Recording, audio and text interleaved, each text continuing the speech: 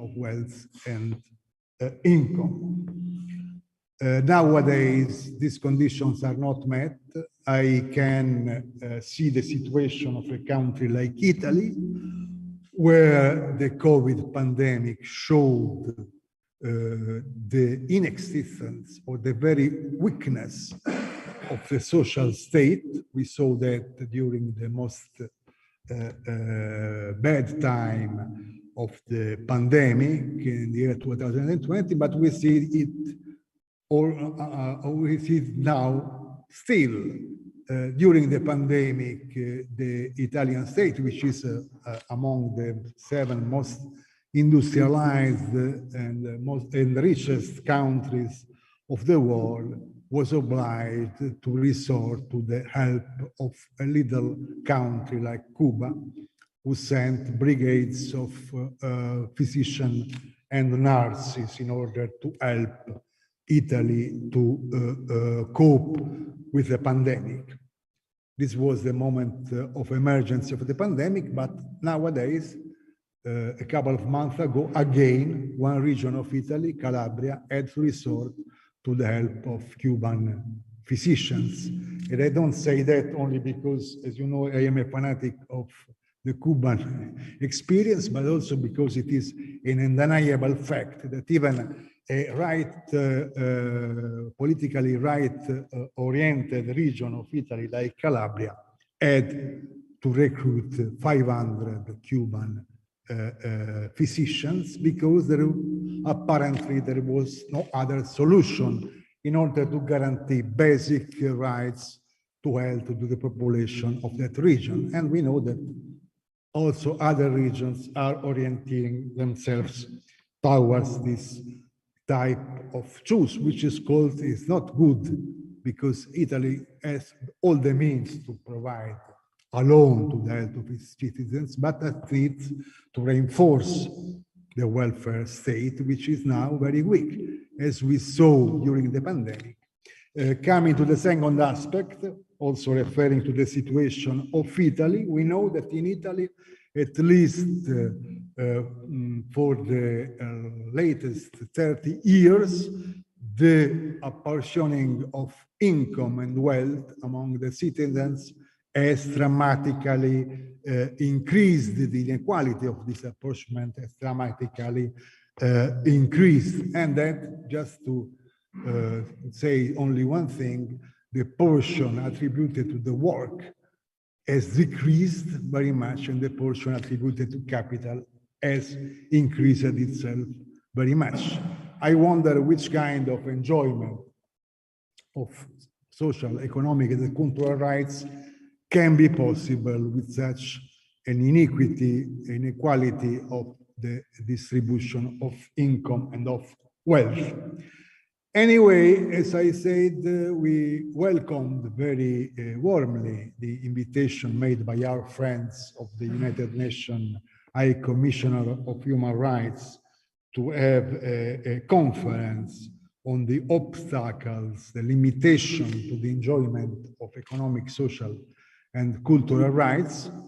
And I invited some young researchers, at least younger than me, researcher I am in connection with, to explore some aspects, because there are also other aspects, but some aspects of this issue of the limitation to the enjoyment of economic, social, and cultural rights.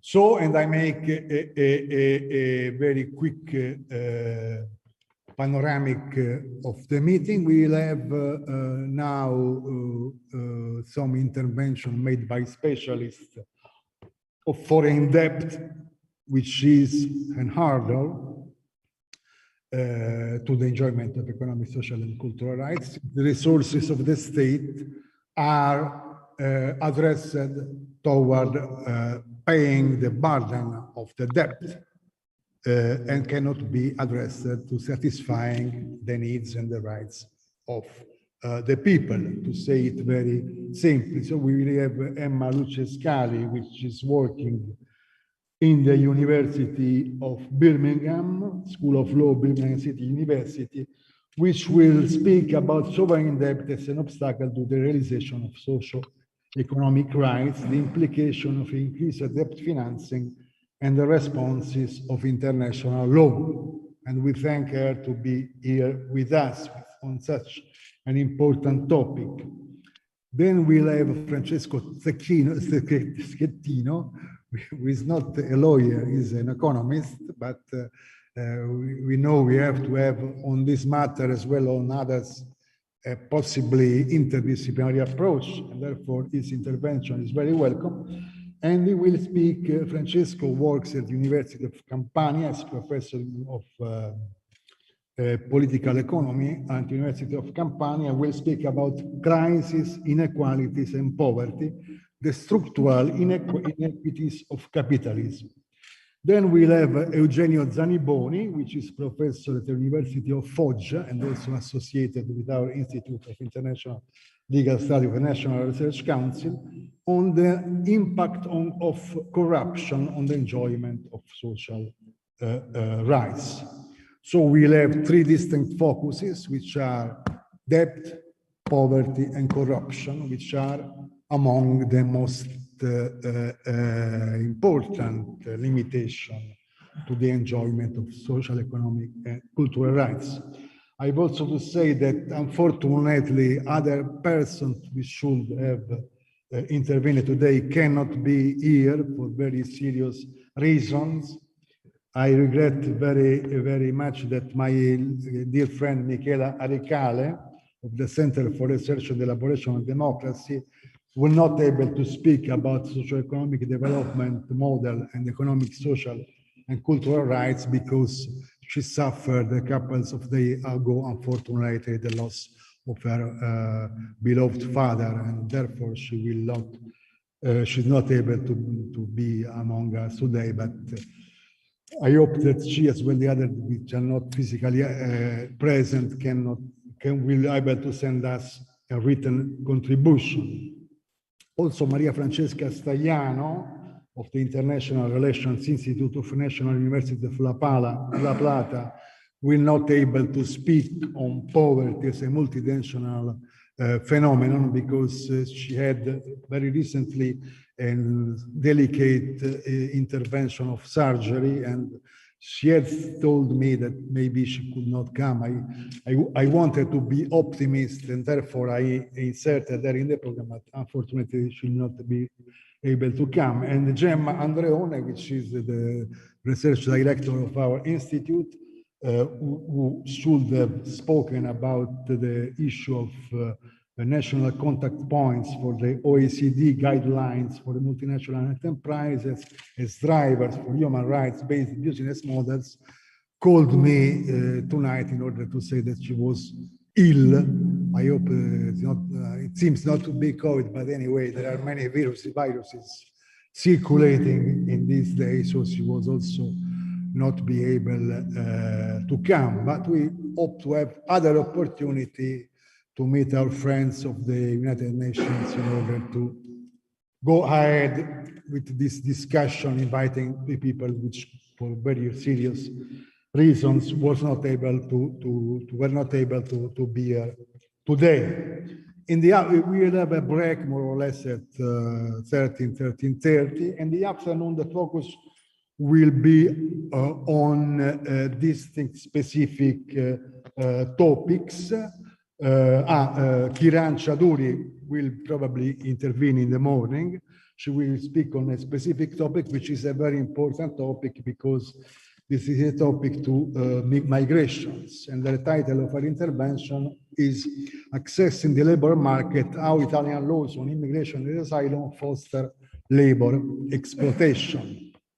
This is a very important topic also because, as requested by our friends of the United Nations, we'll try to put an emphasis on the Mediterranean region.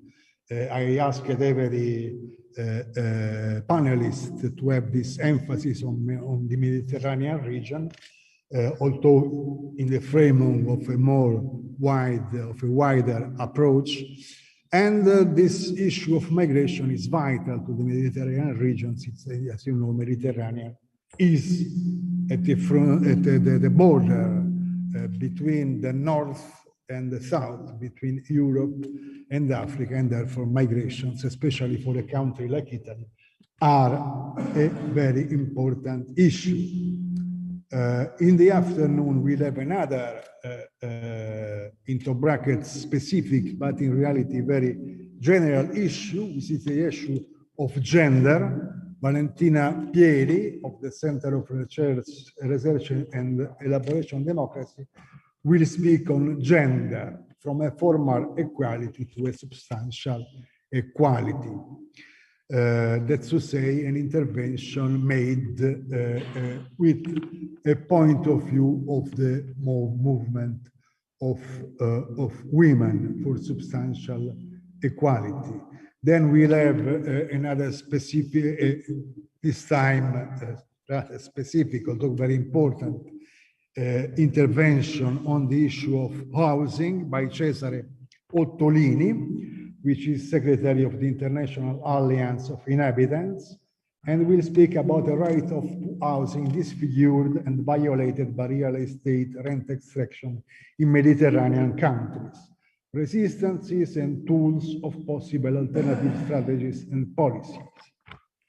Then we'll have on the topic of the right to health, Fuad Aodi, and together with Eleonora Grimaldi, will speak with members of various associations working on social rights, and in particular of the right to health, will speak on the right to health at global and the Mediterranean level. And finally, we'll have Laura Mazza, which is a member of the Mediterranean Parliament, which is an NGO working on Mediterranean issues, which will speak about restoring centrality to the Mediterranean, democracy, security, inclusion, and peace. So we will finish the intervention with an intervention specifically dedicated to the Mediterranean issues. So the program is very rich. As you see, it could be even richer if you hadn't had this unfortunate accidents I told you before. And at the end, we'll hope to have a little discussion and possibly some very short conclusions. So that's more or less the panoramic of the meeting. Now I wish to give the floor to our friends Pradeep Wagle and Jyoti Sanghera. Maybe before Pradeep, if you will agree. Pradeep is Chief of the Human Rights, Economic, Social and Issues section of the Office of High Commissioner for Human Rights in Geneva. Therefore, Pradeep is a very important person in this area, and we are very glad to have his presence here. Please, Pradeep. Thank you, Fabio. Very good morning to those who are attending this seminar.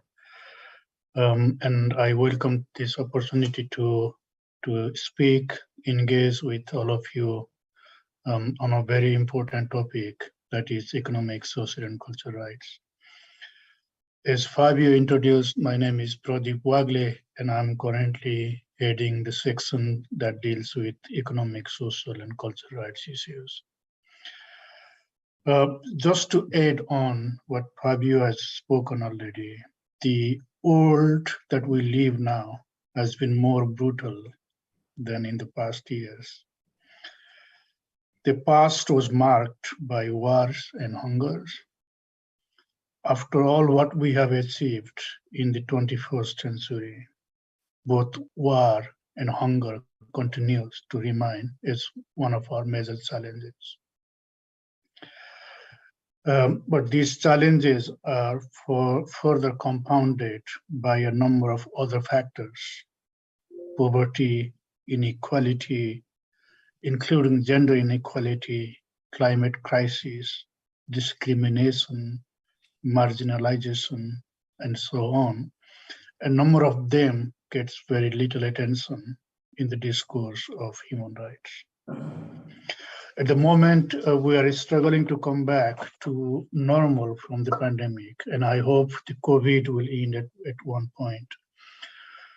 But what has happened is, Fabio pointed out some of these areas, is the shock and aftershock that we are living with. Most importantly, the shock that we received in the sector of right to health, social protection, right to housing, migration, and number of other factors. As you know, we lost thousands of people during the pandemic because we're just not prepared to deal with it. And there are a number of other reasons, of course, the seminar will highlight as we progress, but these lives could have been saved if the world was better prepared. The unprecedented socioeconomic crisis that we are facing now is something that I would like to highlight.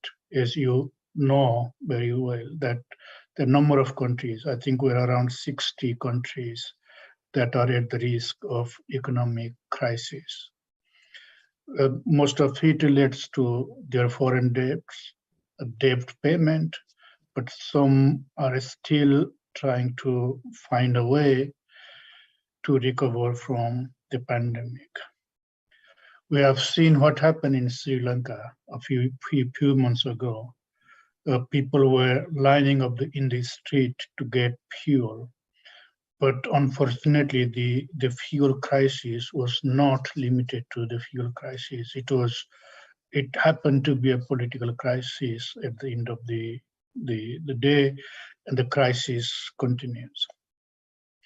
The country is still struggling to find fuel, necessary medicine, hospital equipments, fertilizers, a number of other socioeconomic issues.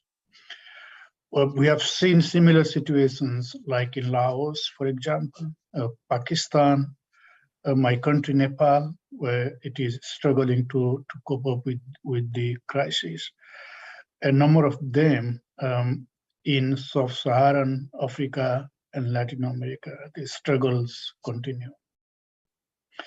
The ongoing crisis in Ukraine is also contributing to the violations and lack of respect to economic, social, and cultural rights. Of course, some of the consequences are indirect. For example, the fuel and food crisis that many of the countries that I spoke are facing were the indirect impact of the war in Ukraine. But the tragedy that we are facing and the reality is that whether shocks or crises happen in one country or one continent will have effect to everywhere, whether they are direct or indirect. As Fabio pointed out, despite all these important aspect of people's life that relates to social, economic, and cultural rights, they are often ignored and not prioritized. On the normative side, we have made a significant progress. The covenants themselves, the Declaration on the Right to Development, the Vienna Declaration and Program of Actions, all of these documents emphasize the divisibility of human rights, meaning that there should be no distinction, no hierarchy, and no priorities between the rights. But the debate continues as we stand today. There's unfortunate priorities on certain rights against other rights, and civil and political rights happen to be getting the priority against the economic, social, and cultural rights. The central question for us, I hope this seminar will shed some light, is where do we have people in our discourse? People, the human beings, the beneficiaries of human rights.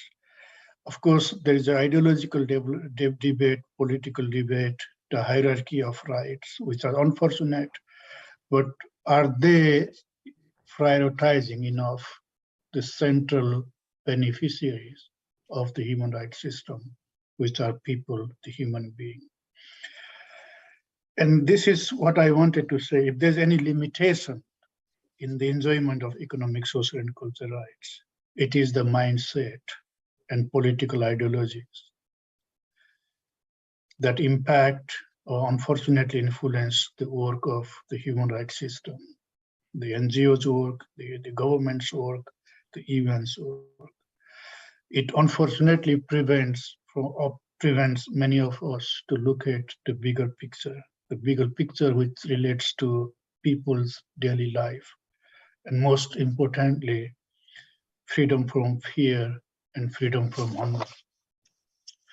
Let me recall before the end of my intervention that the Universal Declaration of Human Rights was primarily designed to address freedom from want and freedom from fear. It was drafted in response to the Great Depression and galloping income inequalities, and to address the atrocities committed during the World War II. It was designed to apply to all aspects of society, including the economy, and from the minimum core obligations applicable, apply no matter what political and economic system we are living in. Unfortunately, this did not happen. Economic, social, and cultural rights are not only aspirational, and the failure to look at seriously for decades has contributed to the situation where we stand. It contributed to the climate crisis, it contributed to current inequalities, it contributed to political instability, it contributed to creating a crisis of confidence in governments and international organizations. We must find ways to confront these challenges. The political ideologies, as well as the division between human rights. This division only prevents hundreds and thousands of people from the enjoyment of human rights that they are entitled for. And I hope the seminar will come up with some ideas to operationalize economic, social, and cultural rights in the daily life, to address the challenges that we are facing. Thank you very much. Back to you, Fabio.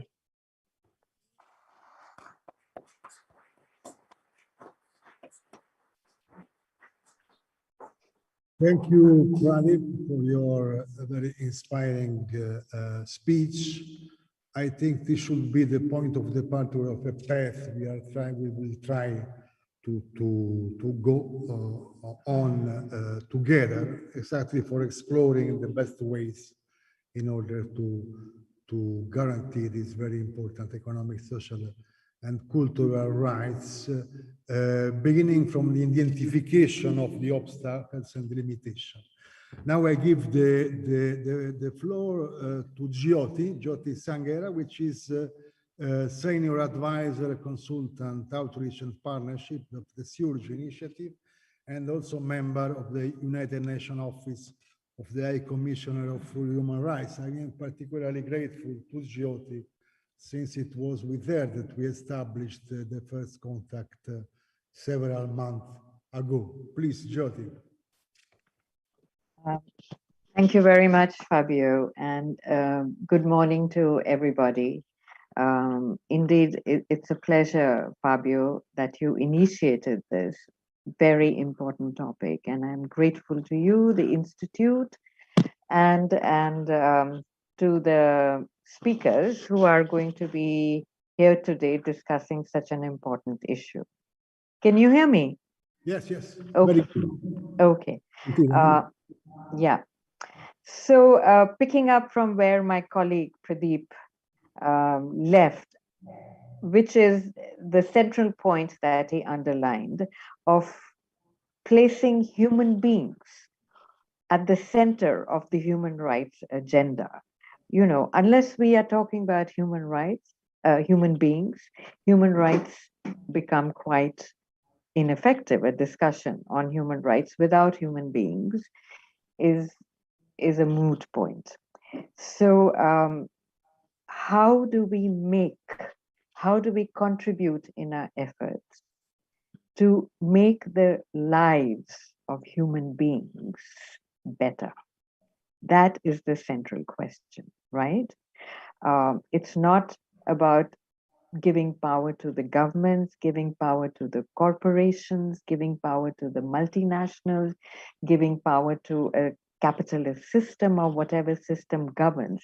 It's how do we put human beings at the center of our agenda and ensure that their entitlement of human rights becomes a reality. That is our concern at the Office of the High Commissioner for Human Rights, and indeed the concern of many people in the world today.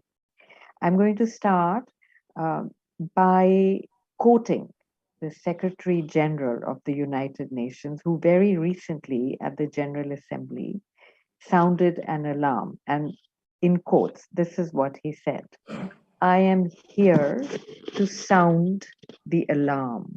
The world must wake up.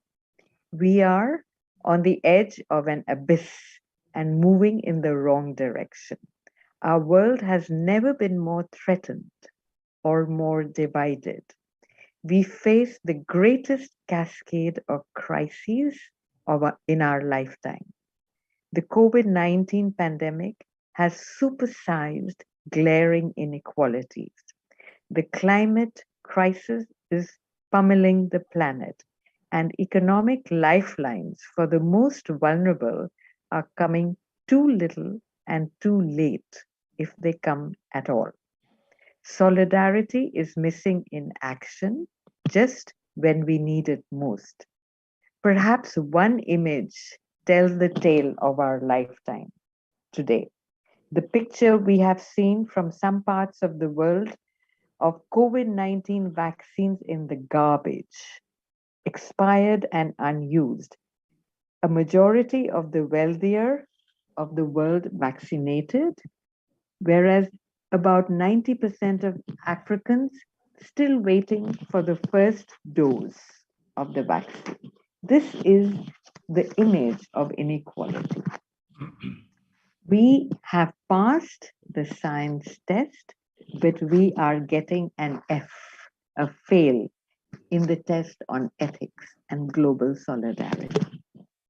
This is the reality in which we are finding ourselves today. At the Office of the High Commissioner for Human Rights in 2019, we started a project which is called the Surge Project. It was to provide a surge, an injection of energy and surge to center economic, social, cultural rights much more in the office, and to underline the indivisibility of economic, social, cultural rights on the one hand, and social and political and civil rights on the other hand. This Surge project was really to look at exactly what is the topic of your discussion today, Fabio. What are the limitations? What are the obstacles to the realization of economic, social, cultural rights in the world today? And after so many decades since the Covenant on Economic, Social, Cultural Rights has been signed on by so many countries, what is it that impedes progress on realizing the values, the principles of the Covenant? So this was the central question of the Surge project. And it started as a small project. We realized that we had to focus on countries because one size does not fit all. So in different countries, what were the obstacles? And today, the Surge project is in its third year, and we have about 50 countries we have looked at. We call these seeding change projects when we study specific countries. Most of the countries are low and middle income countries. But as you have pointed out, the problem is not only in middle and low income countries, it is everywhere. It is in Italy, it is in the G7 countries. And we saw during the time of the COVID, even simple things like masks, PPEs, medicines, oxygen cylinders were not available in the United States, in Italy, in Spain, in Europe. So in these developed countries, which tells us that the fundamental rights, which is right to health, right to food, right to housing, right to water and sanitation, right to social security, are unavailable even in the countries which are rich countries, right? And why is that? That was the second question the Surge Initiative grapples with. Why is it that even in the rich countries where you have, a Jeff Bezos spending $5 billion to go to the space, or an Elon Musk, or all these rich corporations, Ferraris and Lamborghinis in your country, why is it that ordinary people are not able to access their very basic fundamental rights? And yes, why is it that we have so much inequality? Because in the Covenant on Economic, Social, and Cultural Rights, it is very clearly stated as guidance, and authoritative guidance, that even in times of crisis, it is incumbent on member states to make maximum available resources available to fulfill minimum core obligations of economic and social rights, right? But in the rich countries, I'm not even talking about the poor countries, that is not done. And it became visible to us during the time of the COVID crisis. The vulnerable dying in Italy and Spain in the first phase, old people just being knocked off, dying in homes, dying in hospitals, simply because they were so vulnerable. And at a particular age, we saw, the poor people, we saw children, we've seen the sick just go like that, even in Sweden. So this has to be our fundamental query today and a fundamental project. How do we place the human being at the center of our project? So the Surge economists, informed in particular by economic and social rights realities of low and middle income countries, have focused on fiscal policies and fiscal tools. There is a widespread acknowledgement that restoring the public sector in light of particularly its austerity policies needs to play a central role in advancing a just recovery from the pandemic and from the current economic crisis, which is also now exacerbated by the war in Ukraine.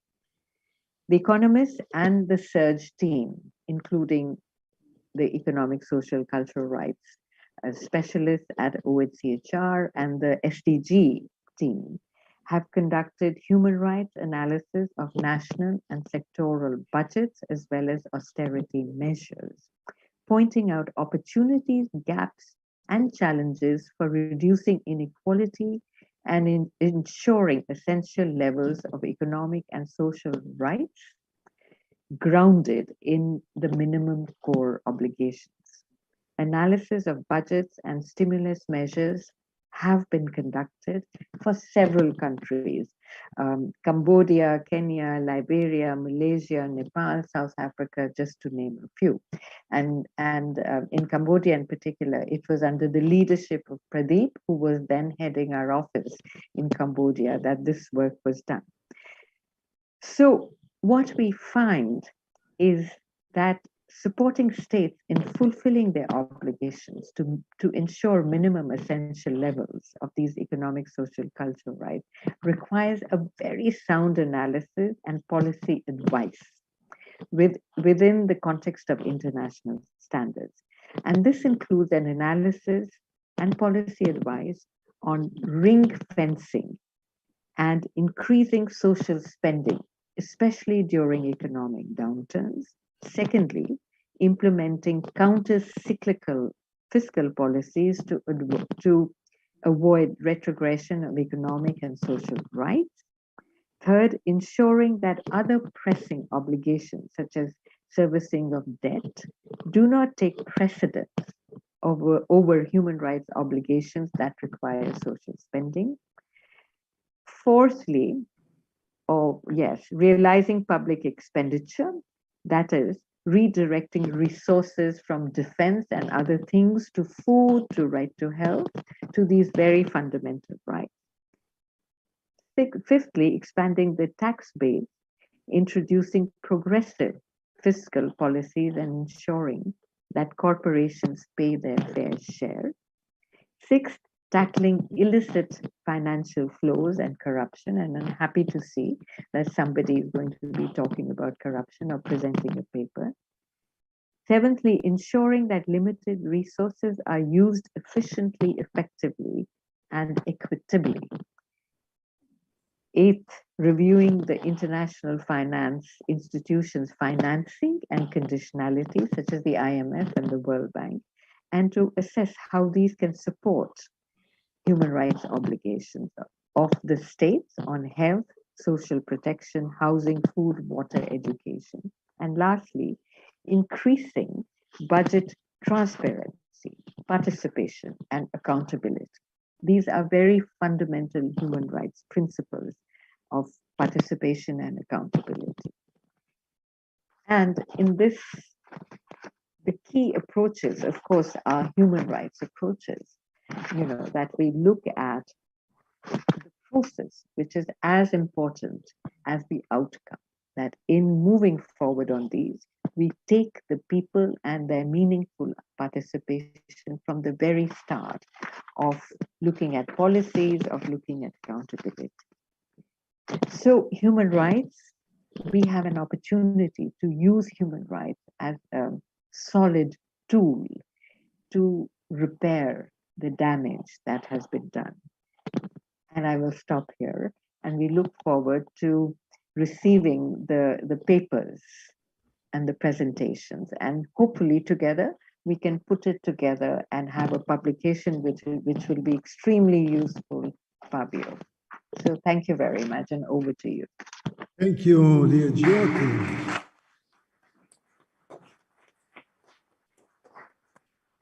I agree very much on this practical proposal of having a publication together on these matters,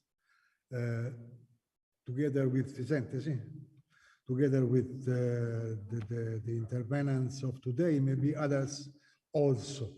And I also agree with many points you raised, which are very important. I will not repeat all of them, but just to say, just to quote some of them, the issue of the centrality of human beings, and also the issue of fiscal policy of the destination of resources to this goal of the satisfaction of human rights. And at this regard, I give now the floor to the first of our intervenants, who is Emma Lucescali, who is coming from England. It's still England, Birmingham. Yes, still England. The School of Law of Birmingham City University, who will speak on sovereign debt as an obstacle to the realization of socio-economic rights, the implication of increased debt financing and the responses of international law. So with Emma's intervention, we will enter more in depth on the matter we have raised until now with Jyoti and Pradeep.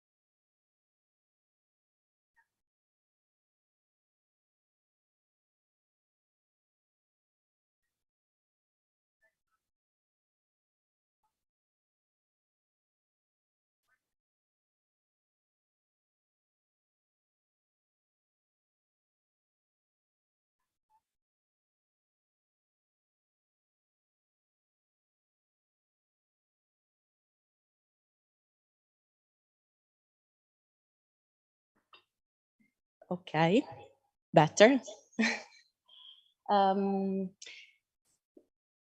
Essentially, what I wanted to do today is present part of what was my larger research project, which I recently published in my book on sovereign debt and socioeconomic rights beyond crisis, the new liberalization of international law.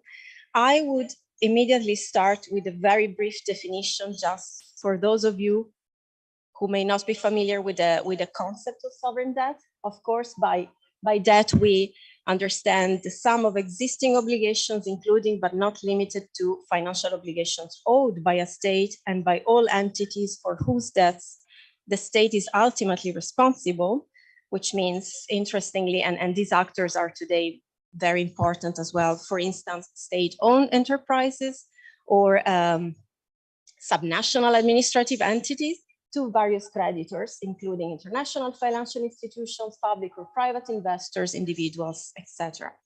Of course, sovereign debt per se is not necessarily a human rights problem, or even less a violation, as has been reaffirmed several times by, for instance, the independent expert, the UN independent experts on sovereign debt, foreign debt, and human rights. But depending on a variety of factors, such as responsible lending and borrowing, the loan terms and conditions, prudent use of loans, and proper debt management, debt financing can contribute to countries' economic development and the establishment of conditions for the realization of human rights. This in principle, right? But what we often see in reality is quite different. And indeed, sovereign debt and I would say unsustainable debt, although we could discuss whether current definitions of sustainability are adequate or not, but that's probably for another time, right, has an impact on the realization of human rights, and in particular, economic and can have an impact, economic and social rights in various countries through various channels. Some of these channels, if I can move. Some of these channels, of course, have to do with the fact that, as Fabio mentioned as well, especially repayments can divert resources away from social spending, or more generally spending for the realization of human rights. Another way in which sovereign debt, especially when it becomes unsustainable and triggers a debt crisis, can impact on the realization of economic and social rights is through austerity, so fiscal consolidation, which is often imposed, I would say, from the outside by creditors mostly, including international financial institutions. And in fact, I would say the work of human rights scholars, civil society organizations, has very much focused on austerity and the impacts of austerity on economic, social, and cultural rights. And also the case that I will be presenting today, so the Greek case, is relevant in the sense that represents in Europe a clear example of how austerity has impacted on economic, social, and cultural rights. But in my research, I definitely always felt and thought that austerity was the tip of the iceberg of something that felt as a more global, more structural problem relating to the relationship between sovereign debt and human rights, economic and social rights. And that I had to dive in to essentially discover what was lying beyond the surface of austerity. So why sovereign debt per se can represent a problem, an issue for the realization of human rights. And this is also what I will try to share today. So starting.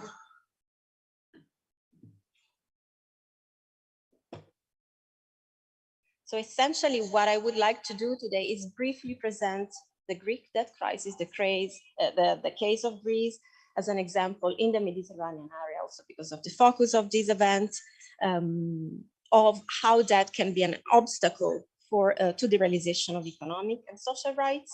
But then I would like to expand a bit the discussion beyond austerity per se, to look at recent global debt trends and what they mean for the realization of economic and social rights, and also what they meant for the way the international legal system, including human rights legal system, has developed, in particular since the crisis.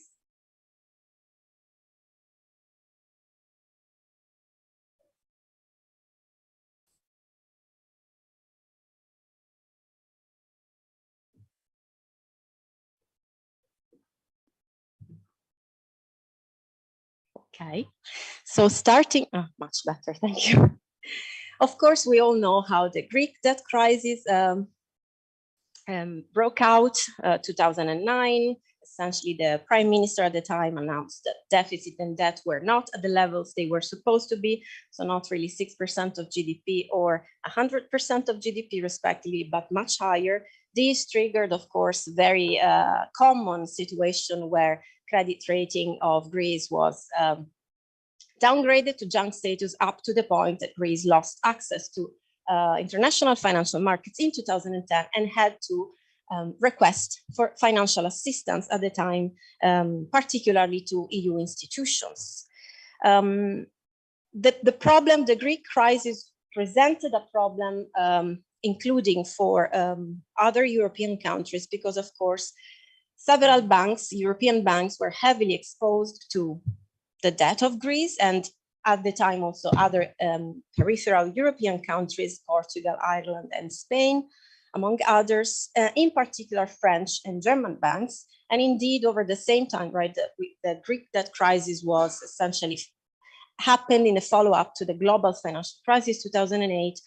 There had been several bank bailouts across Europe and across the world generally. So it represented a problem beyond Greece per se.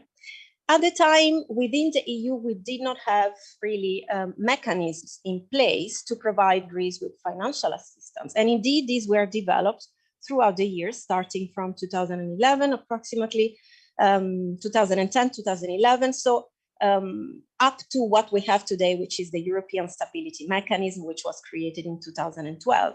So financial assistance to Greece was provided through a series of fragmented instruments that were being developed at the time.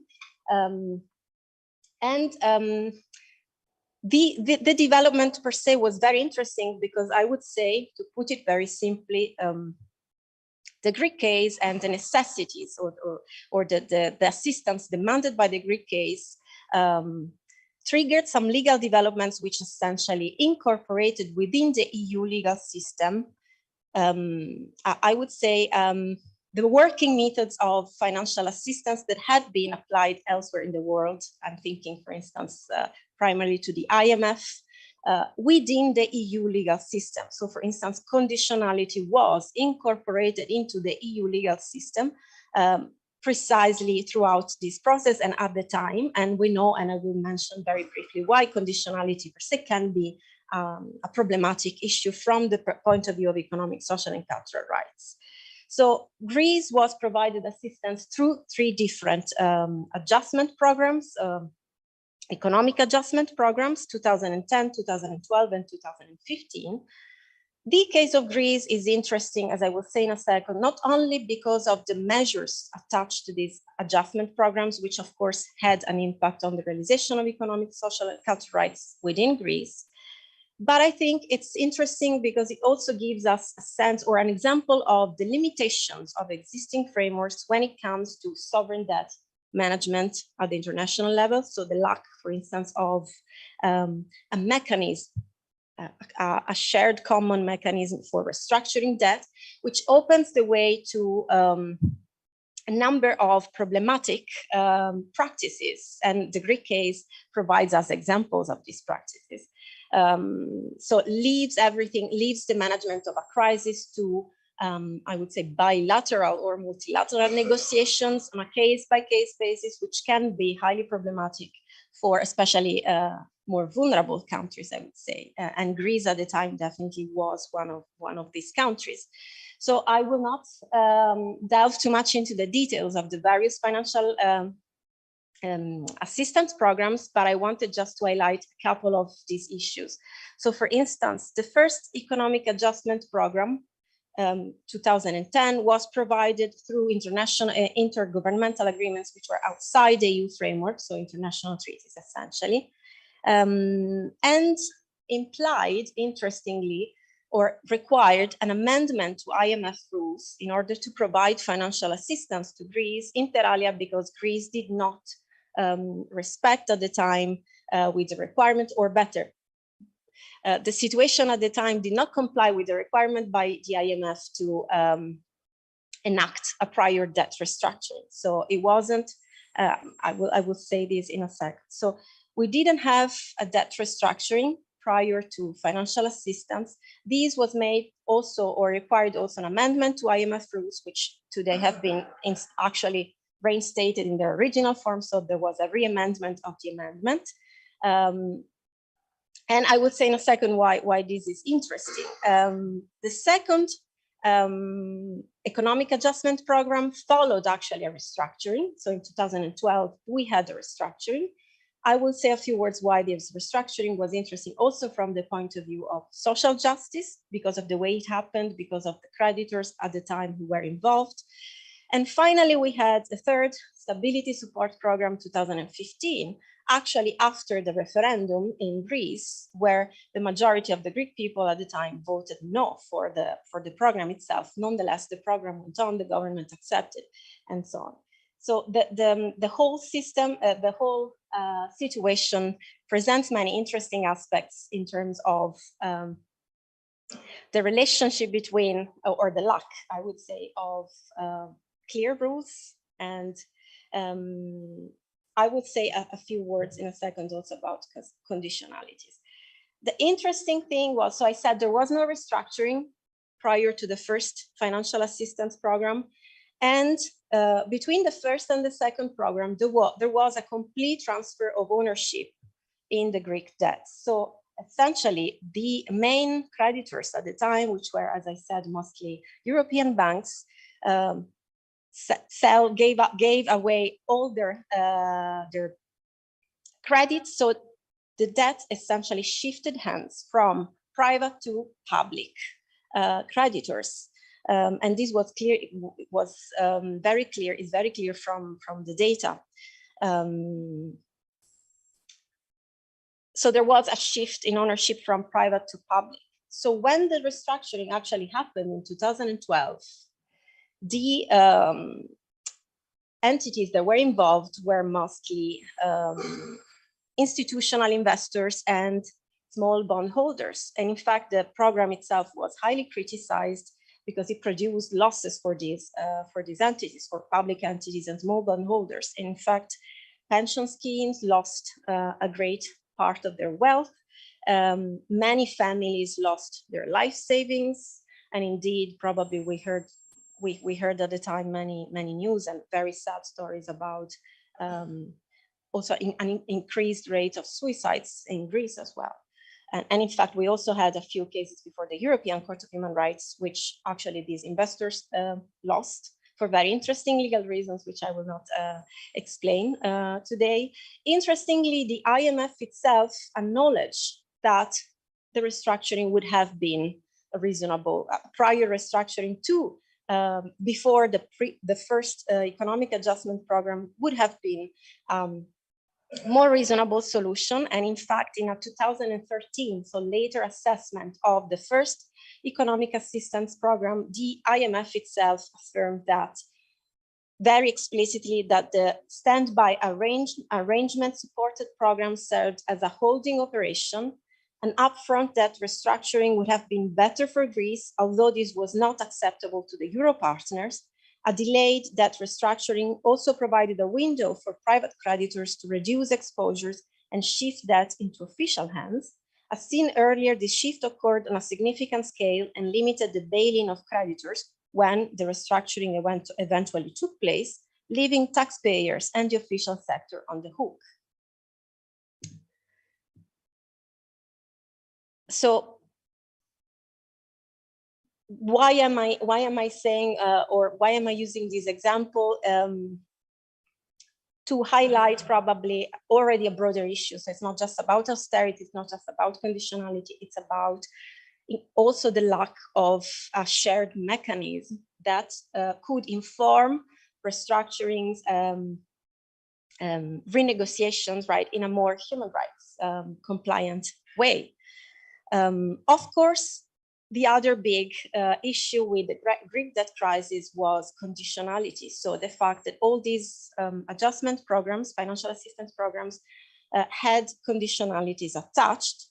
As I said, right, this is a conditionality is a very well-established practice of international financial institutions, was imported into the EU legal system through an amendment of EU legal rules. In particular, a Council's decision of 2011, which essentially allowed at the time EU member states to create the European Stability Mechanism, and which requires today that financial assistance via the European mechanisms is subject to strict conditionality. So we have the incorporation of this practice within the EU legal framework. What does conditionality mean? I assume everyone knows, right? Essentially, is the provision of financial assistance being made contingent or conditioned on the enactment, implementation by the receiving state of specific economic reforms, typically, I would say, neoliberal oriented in the sense that they recommend the regulation often, social spending cuts, privatizations, and so on. It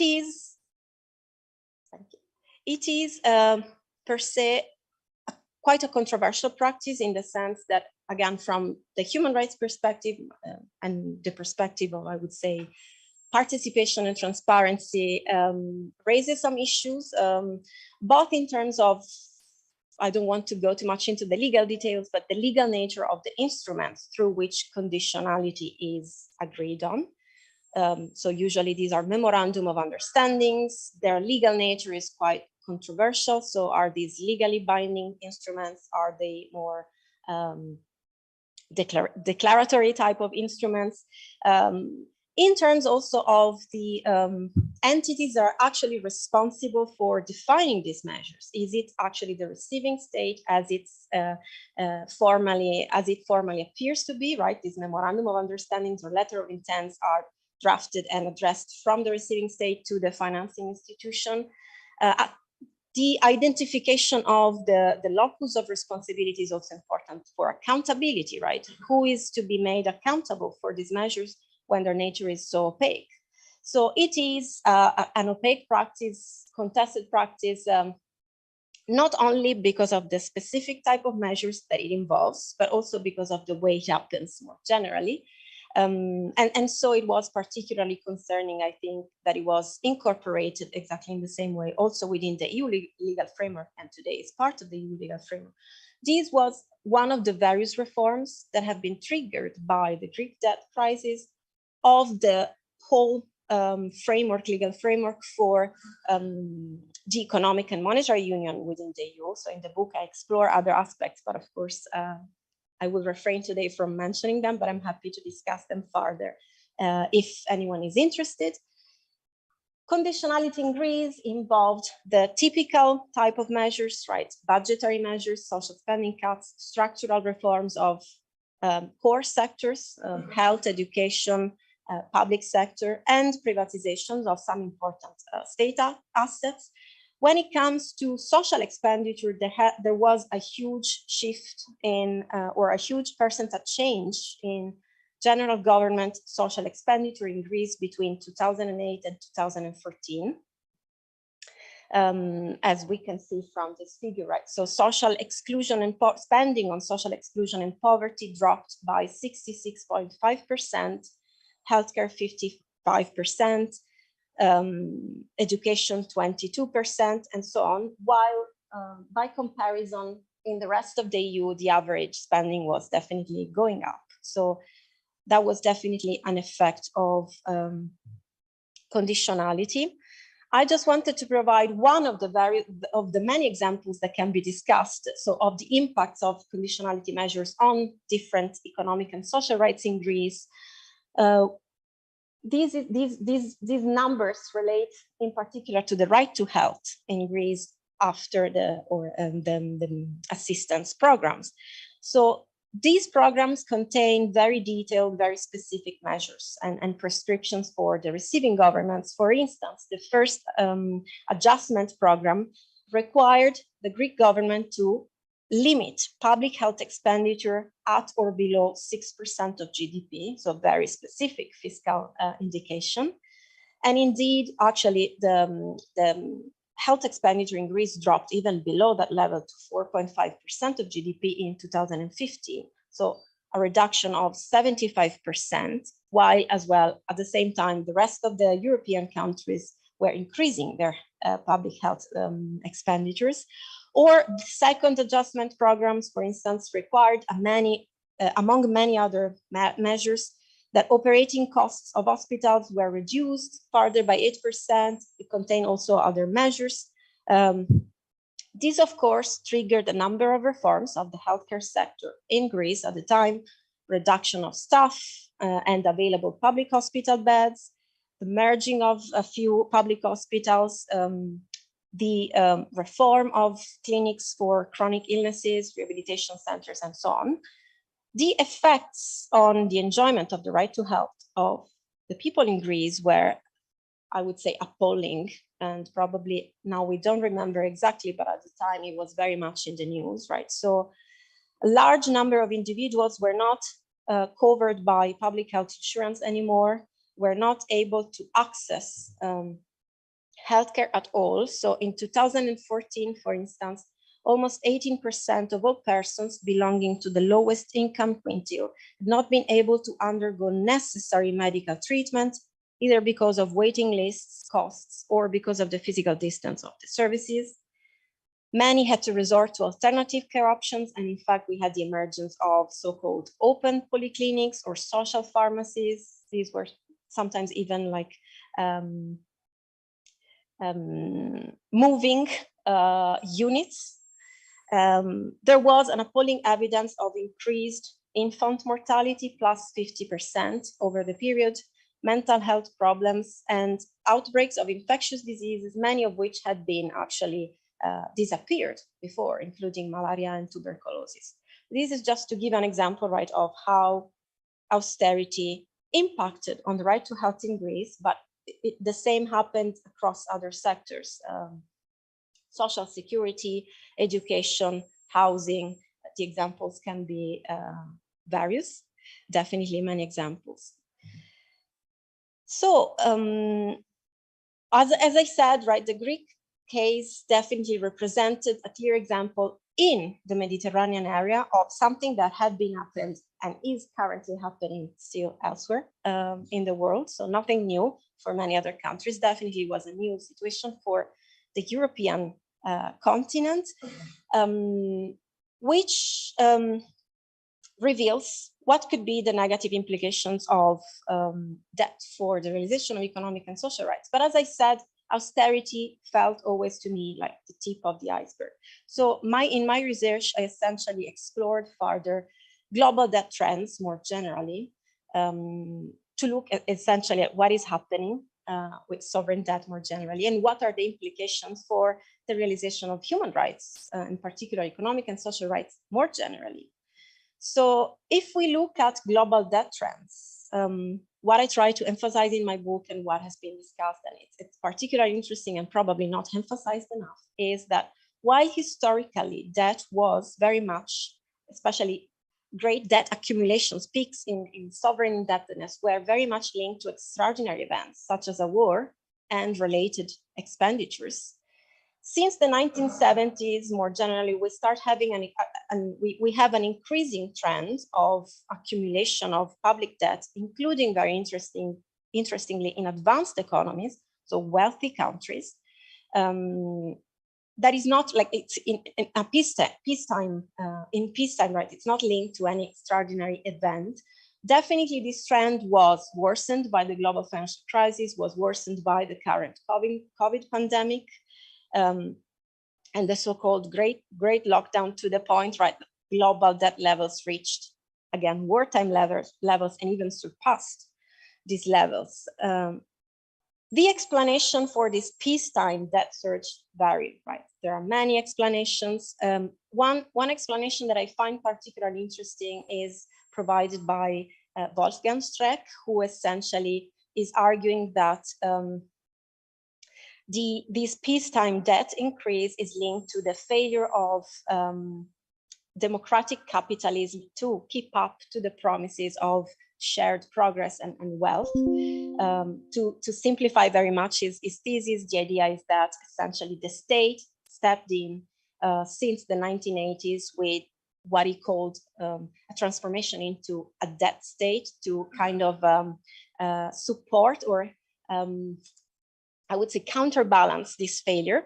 So getting more and more indebted, and today is transforming into what he labels the consolidation state. So a state that, because of the debt levels, has also to very much be focused on consolidation, and which is what happened, for instance, in Europe and is happening elsewhere. And so loses some sovereignty, I would say, in terms of possibility of enacting specific fiscal policies and so on. And this, of course, creates a problem, an underlying structural problem for the realization of economic and social rights, when the state itself has become something else and is inserted into a system that works in a certain way. Wealthy economies, right? Advanced economies, if we look at levels of general government gross debt, these are the latest IMF data. Dark orange countries are countries who have 100% of more levels of debt that are equal to 100% or more of GDP. This was the situation in 2001, just a visualization of this debt surge, global debt surge. Besides increased debt levels, what is concerning today and what is being discussed is also how the nature and the composition of debt, global debt, has transformed. So not only increased levels of sovereign debt, but also debt that, to put it very simply, is becoming riskier because it's more often short-term debt. For many countries is denominated in foreign currency, which makes it more vulnerable to external shocks for various reasons. And another concerning and interesting phenomenon, more recent phenomenon, is also the increase in contingent liabilities. Contingent liabilities are essentially hidden risks. So financial risks that do not appear on the state budget, but can very easily outbreak and end up on the state budget. So for instance, the debt of state-owned enterprises or the debt of subnational administrative entities such as regions or provinces, right? So debt that is not explicitly in the state budget, but for which ultimately the state might end up being responsible. And some scholars, some commentators are discussing how these liabilities have increased, including for in some cases to hide or to not to hide, but to definitely present the state budget situation slightly differently. So I would say there is a more general trend that needs to be addressed, that is definitely concerning, and that I think creates an obstacle per se to the realization of economic and social rights, which is very much linked to the nature of the current economic system. In a sense, probably I should skip a few slides, right? I will leave out all the various developments, definitely interesting. Again, I'm happy to discuss them further, right? Recent trends. So there has been, on one side, some positive, there have been some positive developments generally. One of them, for instance, is the increased awareness and critical engagement, including of human rights, monitoring bodies and scholars with fiscal policies, economic decisions of states. One of the things that I discussed in the, so we heard, I think, Jyoti giving us an overview of the various principles that should guide a responsible economic decision-making by states, more economic and social rights oriented, right? Definitely. So these are, in a sense, relatively new. One of the things that I explore in the book is how, for instance, the Committee on Economic, Social and Cultural Rights, the UN Commission on Economic, Social and Cultural Rights, initially responded to requests for clarification on the relationship between austerity and economic and social rights in a way that I personally felt was very inadequate, and that to an extent incorporated some neoliberal conceptions into the human rights framework. These has definitely been amended. So I feel there is increased awareness, critical engagement, which has led, among other things, to the development of guiding principles for economic reforms, for economic decision-making and fiscal policy-making by states, guiding principles, of course, which want to place economic and social rights at the center. In 2019, the independent expert on debt and human rights clearly stated for the first time that there is a direct causal link between austerity and human rights violations, the latter being foreseeable consequences of the former, and that there is a solid legal basis to make the case for a prima facie inconsistency between the imposition of austerity policies in times of recession and the enjoyment of human rights. This was definitely a very important development, I would say, considering actually how the same bodies had addressed austerity with hesitation before then. So there have been some positive developments, including, for instance, within the EU. So although the fiscal framework has been strengthened since the crisis in terms of the fiscal rules, right, we saw a relaxation of these rules during the COVID pandemic in order to allow states to provide for and to an extent, right, for the more vulnerable, those who were most affected by the pandemic. But this temporary flexibility, so this greater flexibility was definitely temporary, and the various mechanisms that were put in place within the EU to allow and to provide financial assistance to the various member states were still very much debt-based mechanisms. So the underlying, I would say, the underlying dynamic seems to be the same. So I still feel, right, so the underlying issue that is public poverty, I would say. So the fact states are ultimately, for various reasons that maybe today we will have a chance to discuss, remain very much impoverished, and increasingly debt financed remains and is very much an obstacle to the realization of economic and social rights.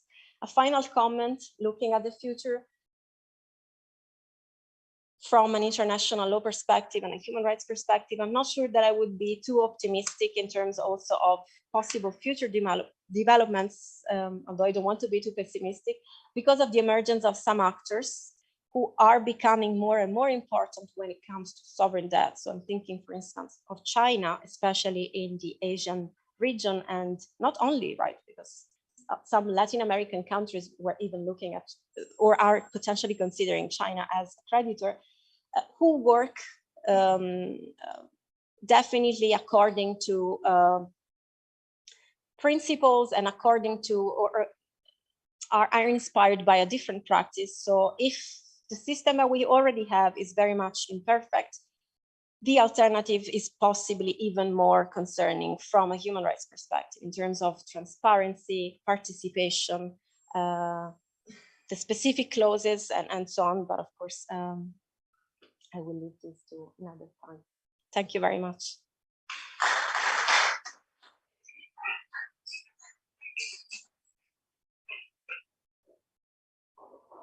Thank you, Emma, for your brilliant intervention. I have to say that it was very interesting for me also because topic of foreign debt is a topic I have worked on since a long time.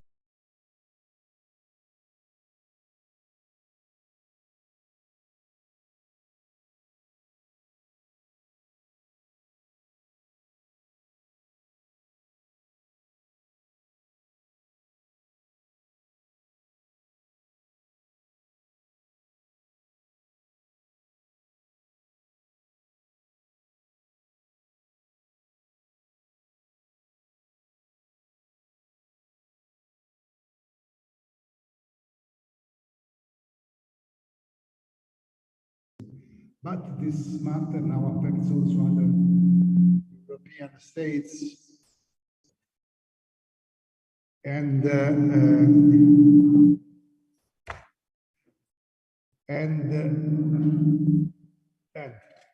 andare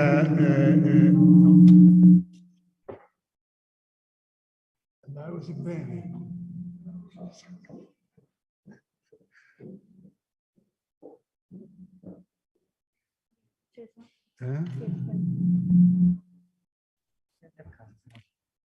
Aveva toccato Alberti.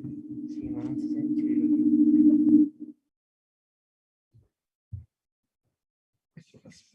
Abbiamo spento. Aveva detto che era l'audio.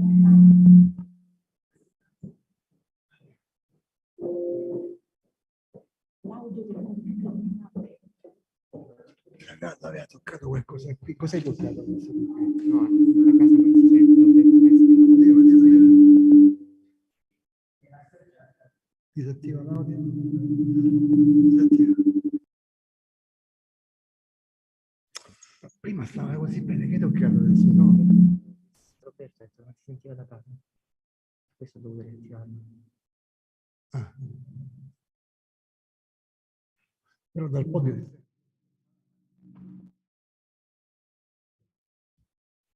Yes, we have some technical problems. I think now everybody can listen.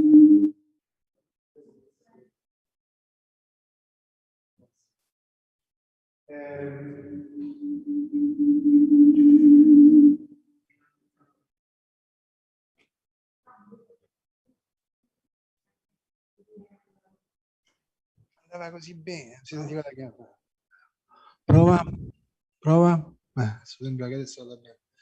Okay, I was saying that Greece was the first European country in the debt to be caught in the debt trap, but now this problem concerns also other countries, first of all Italy, because with the pandemic experience, after an appearing reversal of the traditional austerity policy in the European Union, now, more or less 2 years after the lockdown, we are still in the same perspective. We return to the same perspective. And there are many countries inside the European Union which don't want to have a sharing of the burden concerning pandemic, but now also the consequences of the so-called sanctions against Russia, which backfired on the European country.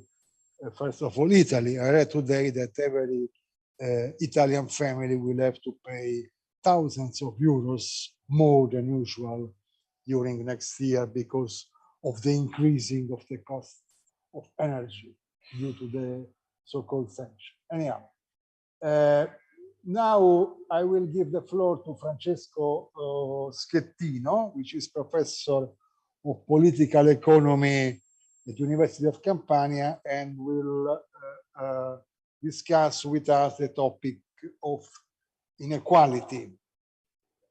Please, Francesco, come to the podium.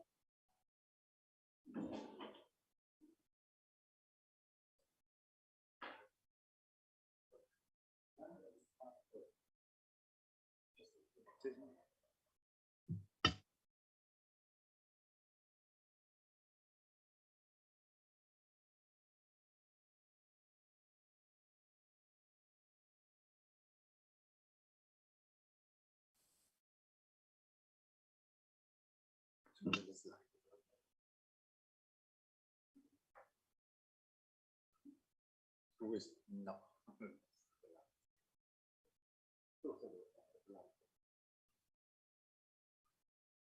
No.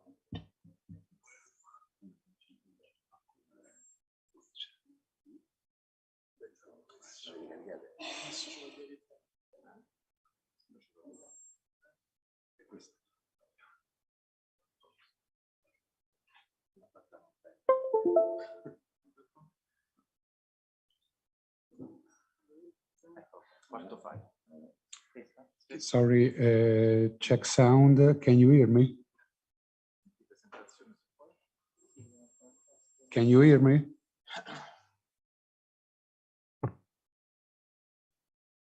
Modalità presentazione, così faccio. Ok, perfetto.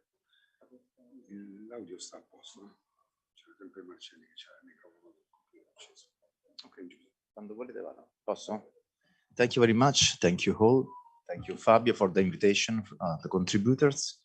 I'm Francesco Schettino, and I will talk about crisis, inequalities, and poverty, the structural inequities of capitalism, trying to link what the contributors said before me, in particular with the last presentation that I found very interesting.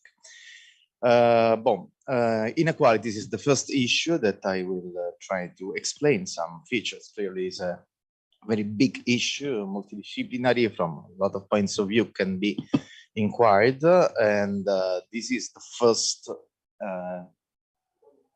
Okay. I don't know. Okay. Okay. This is the first three figures that are prepared about global income inequality by region and nation, and probably I try to move something here. Okay, probably is clear now. In the top graph, you can see the top 10% income share across the world in 2021. These are the last figures that I took by the World Inequality Report 2022 that was released not more than 1 month ago. And as you can see, the first and the second figures are not so different because they describe the concentration of income by percentile. The first one, the top one, described the top 10% income share. It means what of the global pie perceived the top 10%, as you can see by region or by country. You can see that, for example, the European continent region, as you want, is the one where the top 10% has the lowest share of the total income. In opposition, you can see that African countries, such as MENA countries, that is Middle East and North African countries, has a high level of concentration of income. In the second graph, the central one, you can confirm this view, but the statistical measure used is different because it used to this ratio, top 10% on bottom 50% income gaps. And as you can see, it is confirmed that the American region has the highest level of inequalities, while, for example, Europe and to some extent also Asia has a lower level of inequality. In the last one, that is difficult to see now, I will try to move something here in order to show properly. Probably now it is clearer. You can see that this histogram presents the income gaps across the world, top 10% versus bottom 50% 2021, but it is represented differently using the bar. And you can see that the lowest level of income gap from this point of view, this kind of inequality happens in Europe. You have only 10 is the ratio, is the income gap. While at the same time, the MENA region, that is the Middle East, North African countries, present the highest level of inequality from this point of view.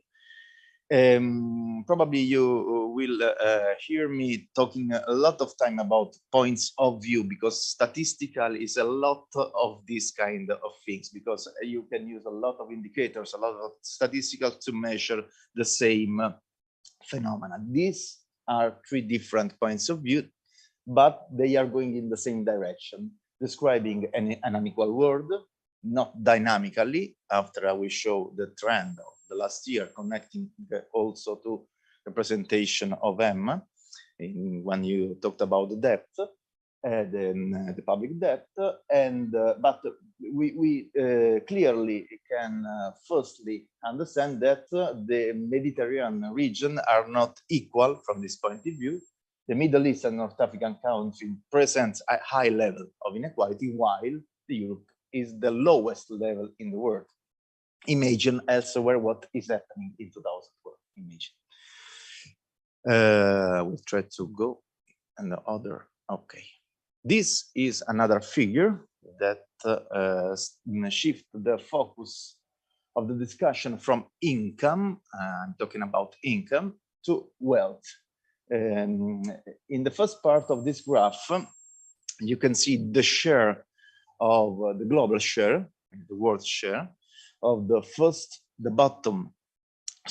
blue one is the bottom 50% of the world.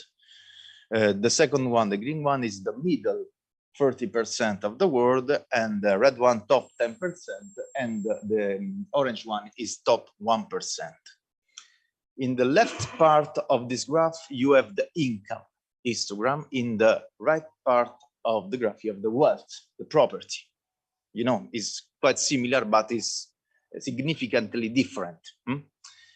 We have similar results in the sense that, you know, that you can see that the top 10% of the global population has the more than 1/2 of the global income.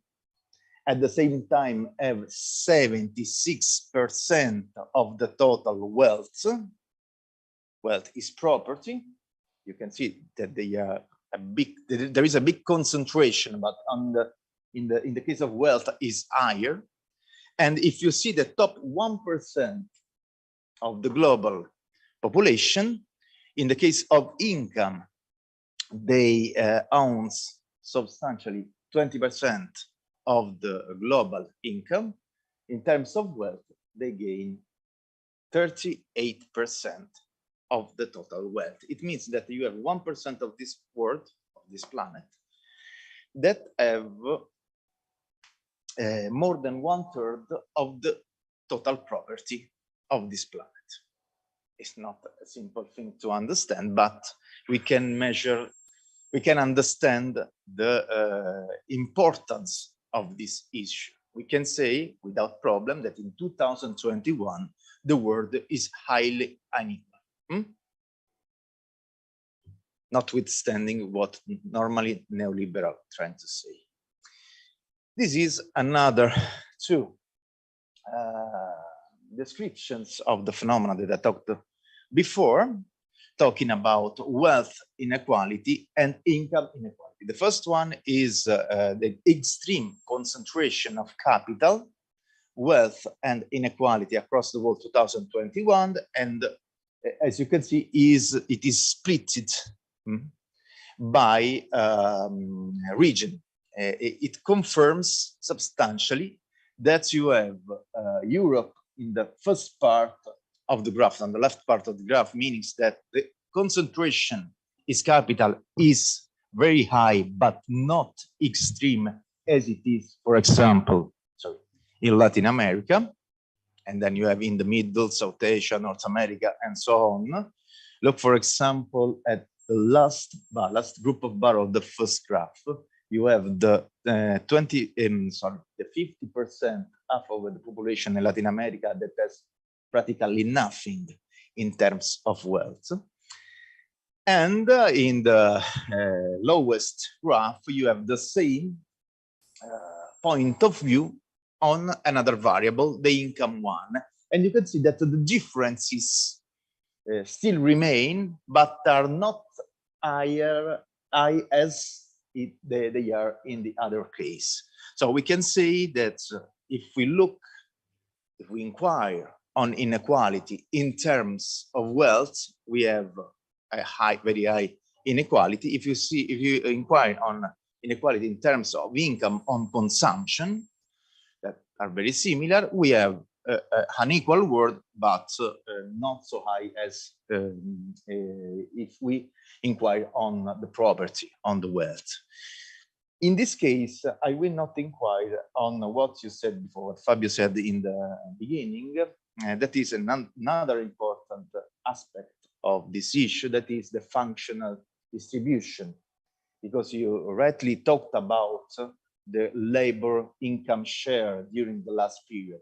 I didn't know, so I didn't put in this presentation, but I can confirm that the last results of this analysis confirm that the labor share is declining profoundly, also before the crisis that Emma and Fabio and the others talked before. That is the COVID one, also the debt grid, the 2008 one. You have a profound and very deep reduction in terms of labor share, and at the same time, from the 70s and so on, the increasing share of the profit, as is normal. These are two figures more that describes dynamically, in this case, what happened in the world in the last years. I will try to describe because I don't know if you can see. The first line in the left graph describes what happened during the last 25 years, a quarter of a century, by percentile. What it means. In the left part of the graph, you have the bottom 10% of the population, the poorest 10% of the population, and so on, arriving at the last part, on the rightest part of the graph. You can see 99.99 or 99.99. It means that they are the percentiles that we can call top 1% or top 0.1%, and so on. The red line describes what happened to their income during this period, long period. We are talking about 25 years, and we are talking about the world income. So when you see the red line, you can easily understand that from the bottom percentile to around 65%, the wealth, the income of that groups increased. But what it means that we are considering not the poor as we define, for example, here in Italy, but we are talking about the first percentile of the world. It means that our poor, for example, the Italian poor, can be collocated in a large part around the 50%, 55% of the global distribution. So if you look at the other part, the part when the line goes down, there you can clearly capture the fact that during the last 25 years, the so-called middle or lower middle class, especially of the capitalist countries, the imperialist countries, as I like to define, reduced their income. This is the situation that every one of us can see in our neighbor, in our house, in our buildings. You know, it's not a strange thing. It's not a thing for economists. On the contrary, some economists admit the contrary, the opposite of this clear point of view. On the other side, we can see that the last part of the graphs describe one of the most important drivers of the unequal world that we can see each day in our streets, from our windows, beside our doors, in front of our doors. That is that you can see from 99.9% of the global distribution, they increased a lot their income and their wealth. And the more you go to the last part of the distribution, the highest is the rate of growth of their income, okay? And you can also describe this last issue that I rapidly described on the other graph. The blue line isolates what happened from 1995 to today to the top 0.01%. Imagine that we are talking about probably of someone that we never met in our life. The person that uses private jet, that live in other place, far from our cities, from our house. And they increased the rate of growth of their share, and they arrive to around 12%, sorry, in the last years. The same happened, obviously, to the global billionaire that increased their share during this period. What we can firstly say, that from a long period, probably from more than 25 years, we are talking about economic crisis. we found a lot of way of defining this crisis without admitting that it is a structural crisis, such as the inequality and poverty as structural elements of the capitalism as a whole. And in the same period, we have a clear distribution of the wealth, of the income that went from the bottom part of the world to the richest part of the world. You can say that in the first part of the left graph, you can read a different story, different from what I already said. But this increasing part represents clearly what happened principally in the emerging world, in the Asia. You know that from the reforms in China, almost 1 million persons, not 1 million, sorry, with China I have a lot of problems of number. 700 million of persons changed their situation from poverty to normality. And they are included in this increasing part of the left side of the first graph.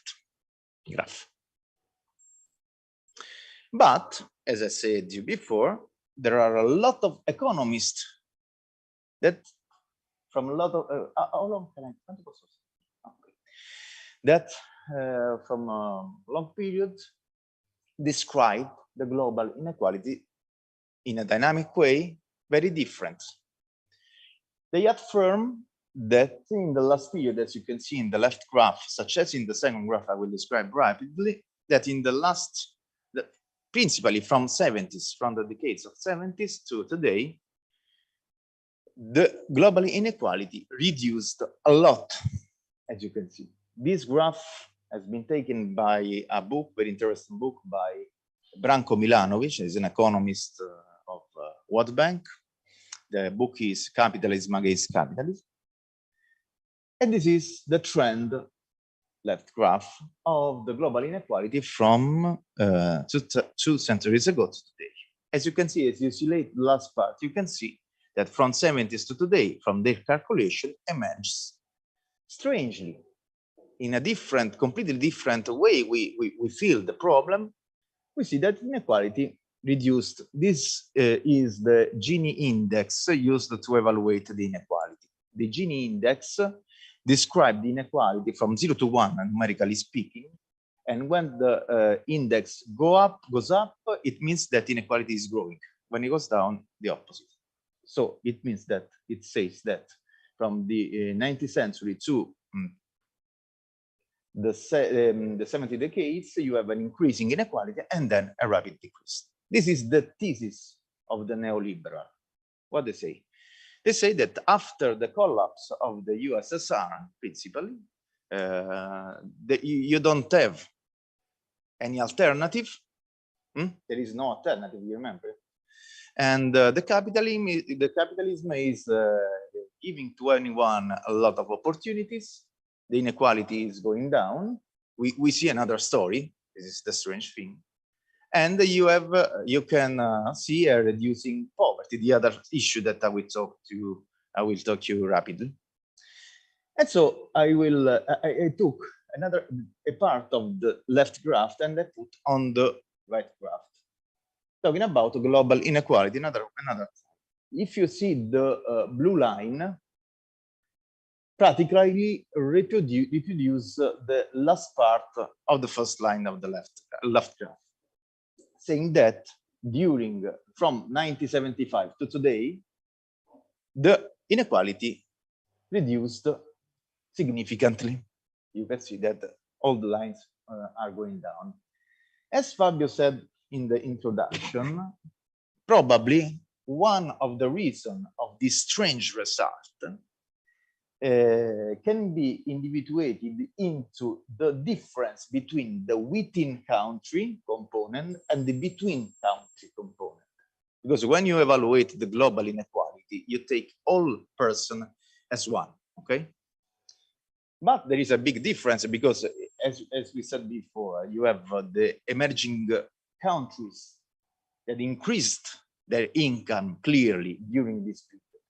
In fact, if you isolate the yellow line, the within country component, this line trying to give you the idea of what happened between each component of the global planet, okay? The difference between, for example, the income of an Italian and of a Chinese person, okay? If you see the between country component, it looks at the difference between the countries. As we said before, if you have a big part of the population of this planet that increased their income, China, India, and so on, it's normal that the difference between these blocks reduced. But if you see the difference inside each country, you see what normally we perceive from the reality, that there is an increasing inequality.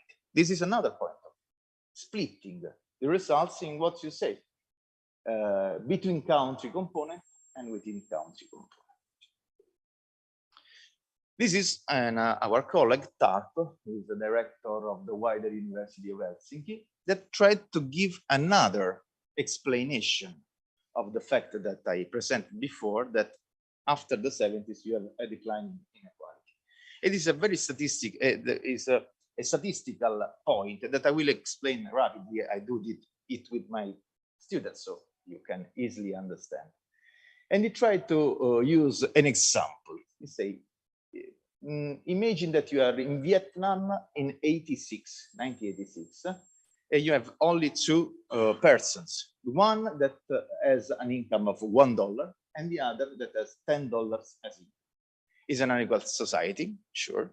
But if we compare the first one, as you see in the top, with the other one, another example, Vietnam 2006 or 16, you have always the same two persons, two households, if you prefer, the poorest with $8 and the second with $80. If you try to ask, is more unequal the first or the second society, everyone of us probably has a different opinion about it. Because you can say clearly what is better or not, what is more unequal or not. In the last part of the photo, you see absolute and relative. If you adopt a relative approach to inequality, you can say that the two societies that we described as an example are practically equal.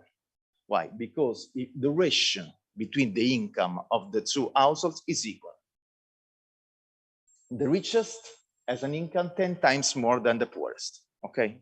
This is the relative approach. If you adopt another approach, the absolute approach, you can see the absolute differences between the richest group, the richest household, and the poorest one. And you can see in the first part, and you have $9 of difference, 10 minus 1. In the second one, you have 80 minus 8. You have $72.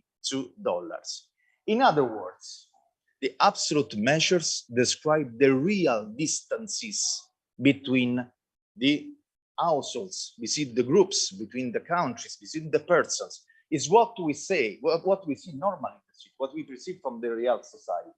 The relative one, looking at the ratio, is able to take another aspect of the inequality. I cannot say if one is better than the other, but normally all the statistical appendix that you can find in all the papers, all the books from United Nations, World Bank, use normally the relative approach. Probably this could be a problem in terms of the result, because we are trying to say that the neoliberal idea that in the last decades the inequality went down, reduced, is not so able to describe the society. And so we calculated the same index, the Gini index, adopting the relative and the absolute approach. The blue one is the equal line that we discussed before. The blue line is the relative approach, saying that from 1975 to today, you have a reducing inequality. Using only an absolute measure of the same index, the Gini index, you have the opposite trend. Okay?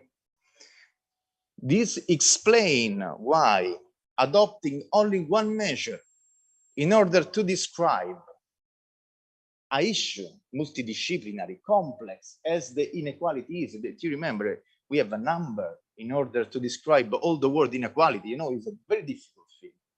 Only adopting a different point of view, that is simply multiplying the relative Gini index for its average image, it's a very simple calculation, you have another story.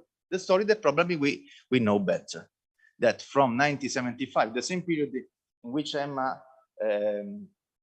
showed the increasing governmental debt, you know, from 70s to around 2008.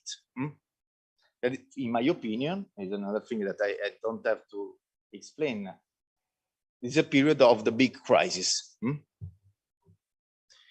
And I used to apply this to the Morocco case. I will try to explain rapidly what is it. In a paper that we published on Journal Economic Inequality, we present a study on Morocco describing the differences from 2007 to 2013, that they are the first and the top left and the top right histograms.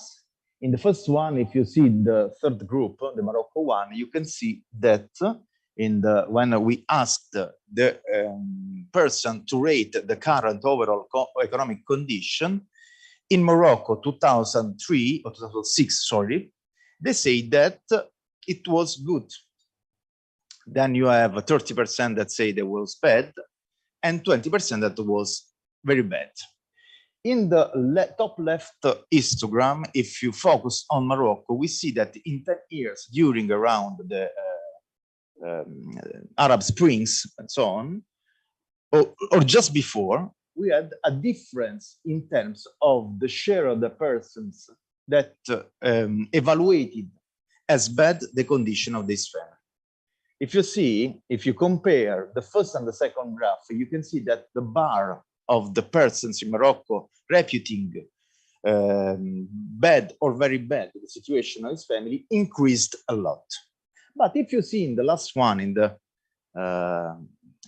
bottom right graph, the Gini index, relative index of inequality, this is one, is the first 3 points that you see in the top, the red one, you can see that the Gini said that in the same period, the inequality reduced. How it could be possible that if you ask the person, please evaluate your overall condition, they say one thing and the statistical person say another thing, because they are different, completely different story. And so we newly evaluate the same index, Gini index, and the second one, the Foster-Walton index, it calculated the polarization. There's another measure in order to calculate the inequality.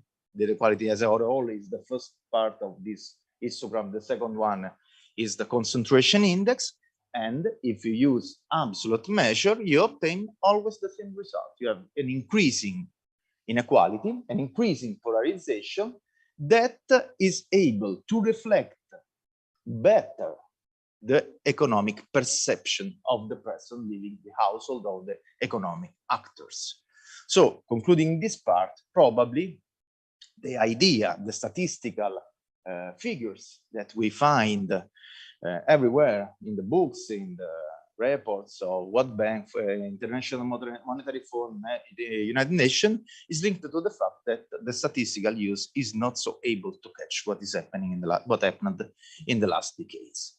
The poverty, this is another point that we heard about.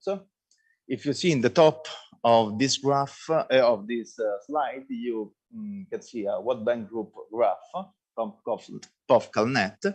It describes the trend of the poverty by region from 1990 to 2017. What is happening? What we can see that the poverty is declining as a whole, divided by region.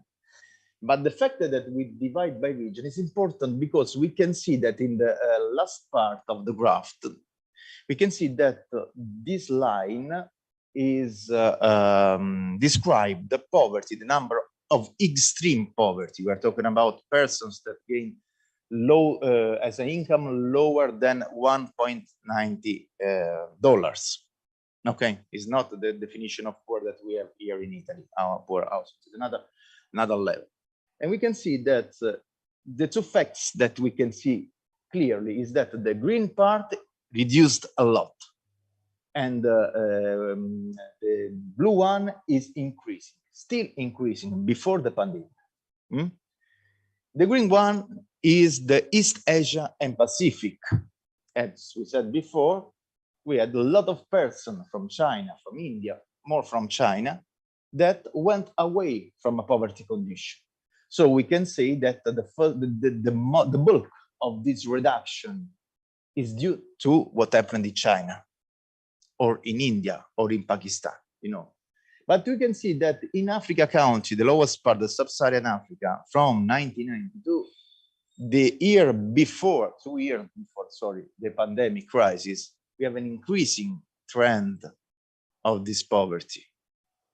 If we sit down, this is another figure that I took by this book that I cited before, the Branko Milanovic book. It confirms what I say. If you see the first part of this graph, you can see that the share of the global GDP of United States of America for the Second World War to today reduced rapidly. And at the same time, the China share went up, being higher today than the USA one. At the same time, you cannot see, I don't know why, because I have some figure that I cannot move, but the second part of this graph describes the share of the global GDP of Germany and India. At the same time, in the same period, around 10 years ago, we have a change in the sense that India went up, and today, India has a share of the GDP higher than Germany. At the same time, China is the first country in the world. So when we talk about reducing poverty, when neoliberal talk about reducing poverty, we can say, but what is happening in Africa and why you have reducing poverty is the capitalism that generated in the last decades a common prosperity. You know, no, it's not the exact words that they use. Or are other forces, for example, in the biggest country of the world, that is China, that is probably not exactly capitalist as the other countries are, that made this, that was able to reduce so strongly the poverty. And we are up to the last point, probably I will find in 5 minutes. Working poor. As probably you know better than me, in our constitution, we cannot admit that a person that works can be poor, you know. But as we live in this country, we know that we have a lot of young persons, especially, but not only young, that lives in poverty. And the working poor is something that now we are starting to see in our streets, in our cities. But it's a structural aspect of the capitalism. I will go very rapidly. Employment distribution. This is an ILO figure. It's not made by me. As you can see, in the first bar, world employment distribution, we are not considering the poor person that are not employed or something like that. We are talking about workers, persons that work. You have around 10%. Why I say around? Because this statistics is from 2018, before the pandemic. Imagine now, 8% of the workers in this global economy is extremely poor. You have another 30% that is moderately poor. Imagine that our workers of Glovo, of call center, are considered not poor. So imagine the structure of the capitalism, what needs persons that gain wage very low. It's not a case, it's a necessity. This is the important things that I want to describe. And if you add to them also the vulnerable employment without taking into account the unemployment, we can see this other figure that divide the world. If you see the first bar, then you can easily see by country or by region. You can see that in the more than 55 persons are employees, only 3% are employers, 32% are own account workers, and 10% are contributing family workers. The ILO considered the last two categories, that is the contributing family workers and the own account workers, as vulnerable employment. And they make 42%. Then you have to add in the first part, in the green part of the bar, of the first bar, the percent of working poor that are 30%.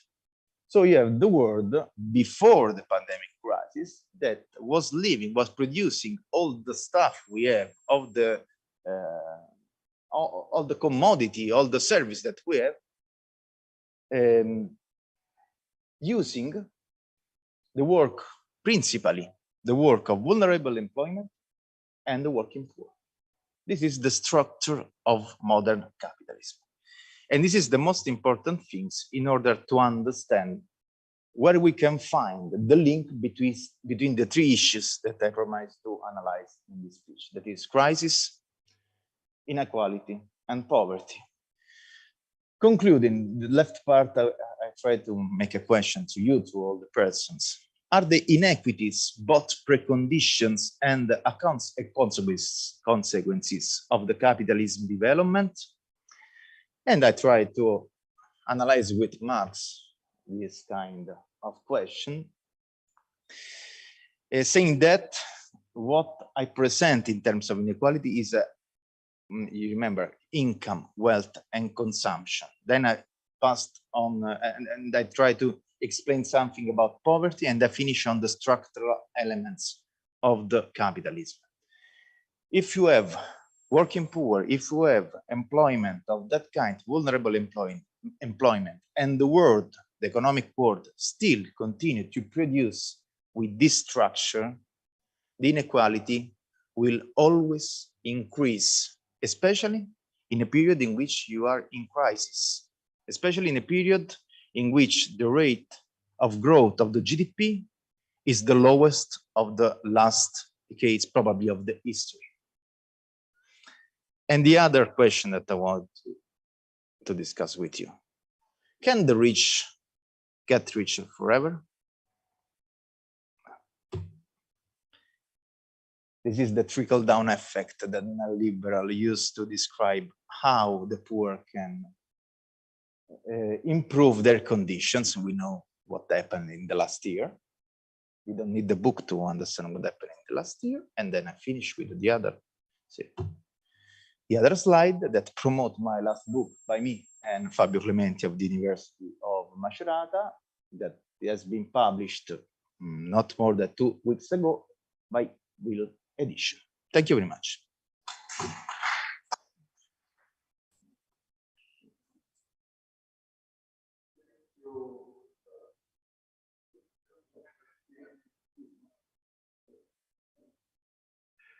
Thank you, Francesco. You have enlightened us a little bit, but we still have to study a lot in order to understand properly this very complex structure of poverty and of inequality, which has so many dimensions and so many aspects. But no doubt is a very important aspect of the problem of social, economic, and cultural rights. So your contribution is very appreciated. And I was also very happy to know that you also have problems with numbers. Not only lawyers have problems with numbers, also economists. So that's something we have in common, at least with some economists.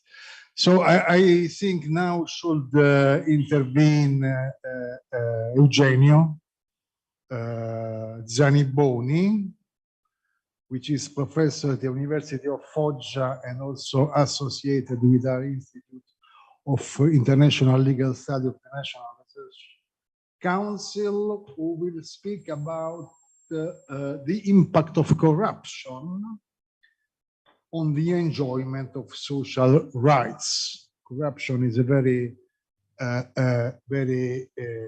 hot theme in Italy, but also in the rest of the world. So we are looking forward to what you will tell us about this very important topic.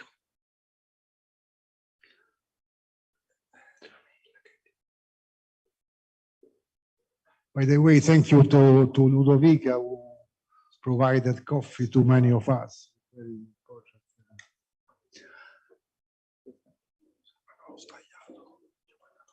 Okay, Eugenio. Sorry. No. Sorry.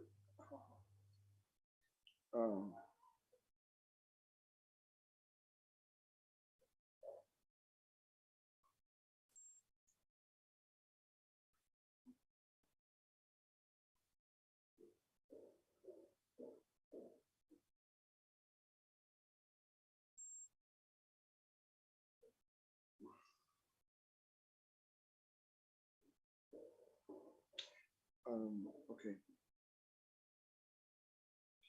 La chiavetta, no? Sì.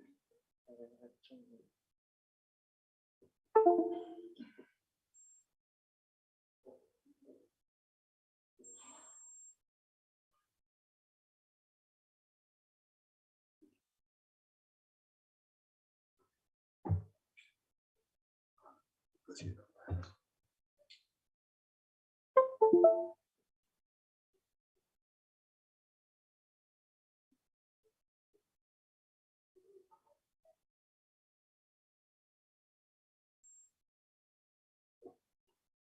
Ho visto.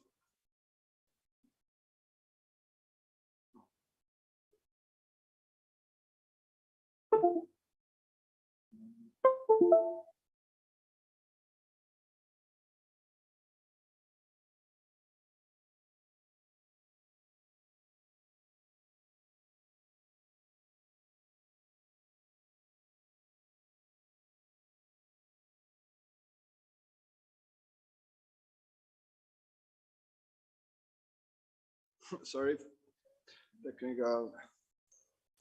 technicalities. Okay, here we are. Thank you very much to Fabio Marcelli as director of the CNR. Thanks for inviting me. I'm very glad to be here.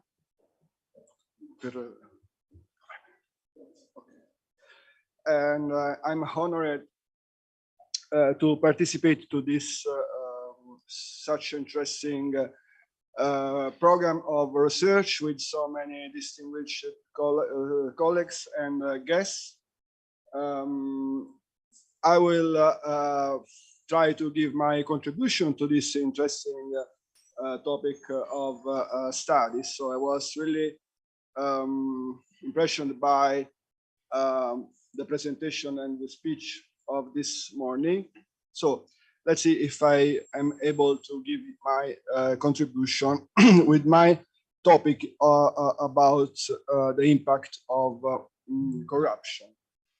So if I can start with an intro, I will say that corruption is multidimensional research topic. This means that you can catch, the meaning of corruption, taking it from many different sides. And if you look at the social scientists who were writing about corruption, you can find out that in the 70s, it was mainly a domain taken by political scientists. In the 80s, started economists to studying the impact of corruption on economies and markets. In the 90s, this topic became mainly approached by lawyers, but criminal lawyers and criminologists in a standing point related to repression. And then we are moving there is a main shift. We are moving to a human rights approach and a culture of prevention of corruption. Okay. So let me show you about an institutional narrative of the topic of corruption. We are taking as a starting point, the middle of the 90s with the World Bank and its chief, Mr. Paul Wolfenson. He was telling that corruption is a cancer. So he started fighting corruption, moving the impact of project financed by the World Bank with the main attention to the effects of corruption on developing countries. Then there was another shift to New York and UNODC, which is mainly even now the leader entity of the United Nations in the field of corruption, again in a standing point of view of prevention and repression. But from Washington to New York, there is in the middle the trading concern about WTO and also the human rights concern. This was maybe the reasons why recently the Human Rights Committee asked for policy coherence, among these different bodies. Each one has its own point of view about this. In a strictly focus to the Human Rights Forum, it's interesting to say that the first discussions were about economic implications of corruption. There was mainly attention to the standards of conduct of multinational enterprises. So then a lot of regional conventions, and then we had a chance to sign in the United Nations a Universal Convention 2003, which is actually very, famous, very well followed by many countries. Actually, we have 187 state parties, more or less. But if you look at the preamble of this convention, you have one recall to the importance of fighting corruption in order to protect stability and security of societies. So this is in connection with the so-called rule of law. We will talk again of these topics. But again, if you look at the legislative guide that is accompanying, for interpretation, the text of the convention, it is underlined that most fundamentally corruption undermines the prospects for economic investment. So even the Universal Convention of Merida against corruption takes more or less, not exclusively, but more or less an economical approach. It's interesting to underline that in the same year, in 2003, the same year in which United Nations Convention has been adopted, we have the first human rights special rapporteur about the impact of corruption. And in 2004, 1 year later, the first rapporteur had a report, okay?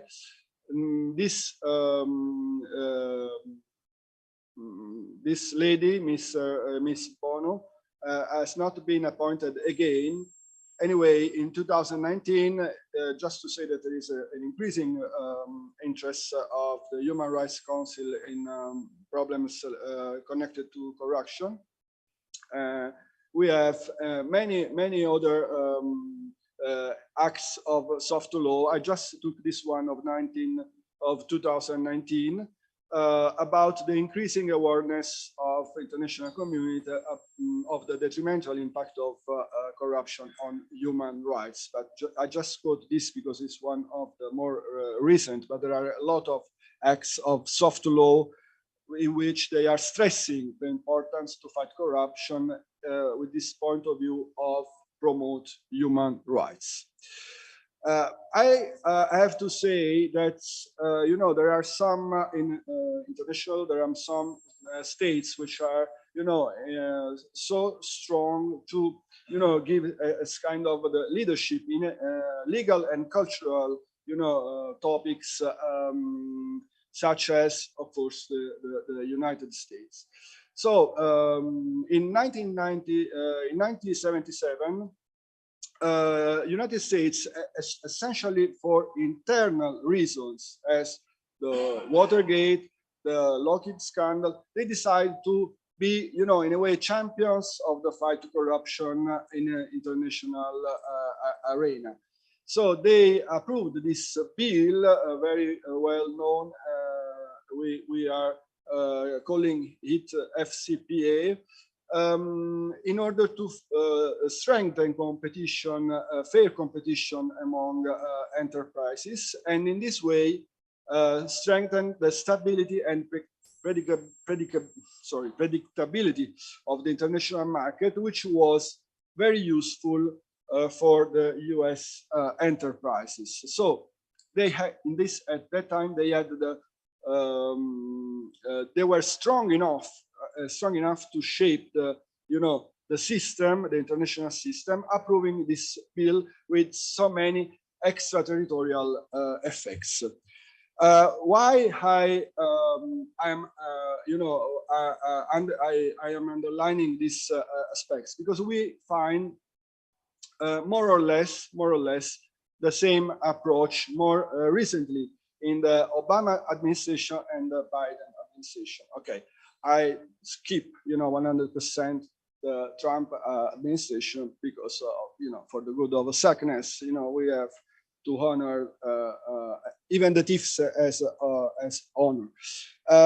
So Obama was the first declaring in an official documents, by the way, connected to national security strategy, okay, that corruption is a violation of basic human rights. So we have for the first time this official recognizing of negative impact of corruption on human rights. But this was in 2010. Then after 5 years, you know, more or less at the end of the Obama administration, you know, this declaration became a little bit more, let's say, fuzzy. So we are working to advance human rights and eliminate corruption. What's the point of view taken by the Biden administration?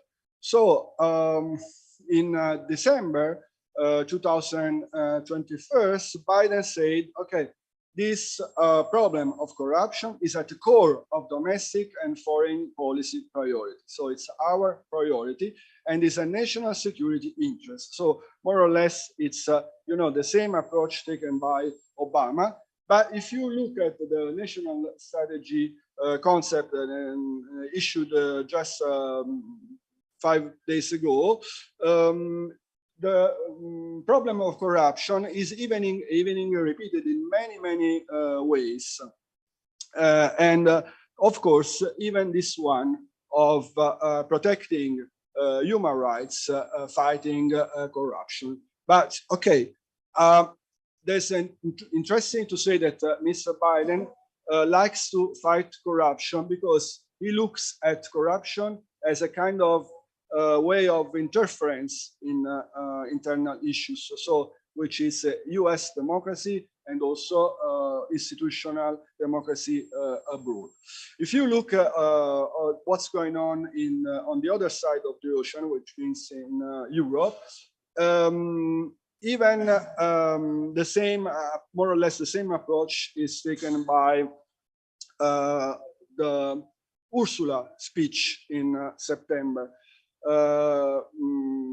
Lady von der Leyen said that for the first time in the State of the Union speech, we find many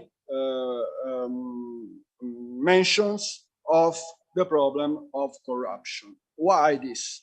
Okay, you know, for the first time, she said that we are not able to fight corruption abroad if we don't strengthen our institutions, our internal institutions. So this means that we are looking for more internal and external coherence. You know, probably you follow this debate with the politicians on secret paper issued by the United States administration talking about European politicians paid by foreign administration and mainly Russia. And this was they deemed an interference in domestic democratic institutions. So even for Biden and von der Leyen they took the same approach, even because they say, okay, our human rights sanctions, you know, they can be strengthened if we are fighting with the efficacy corruption in internal and domestic democratic institutions. So we can be in a way credible enough, okay, to thrust forward this project.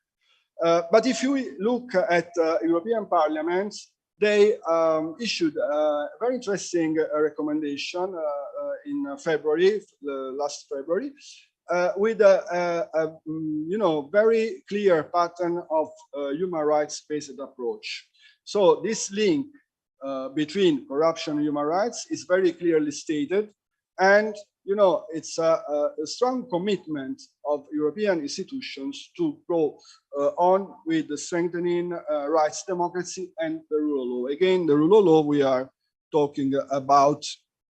Rule of law. I will explain why.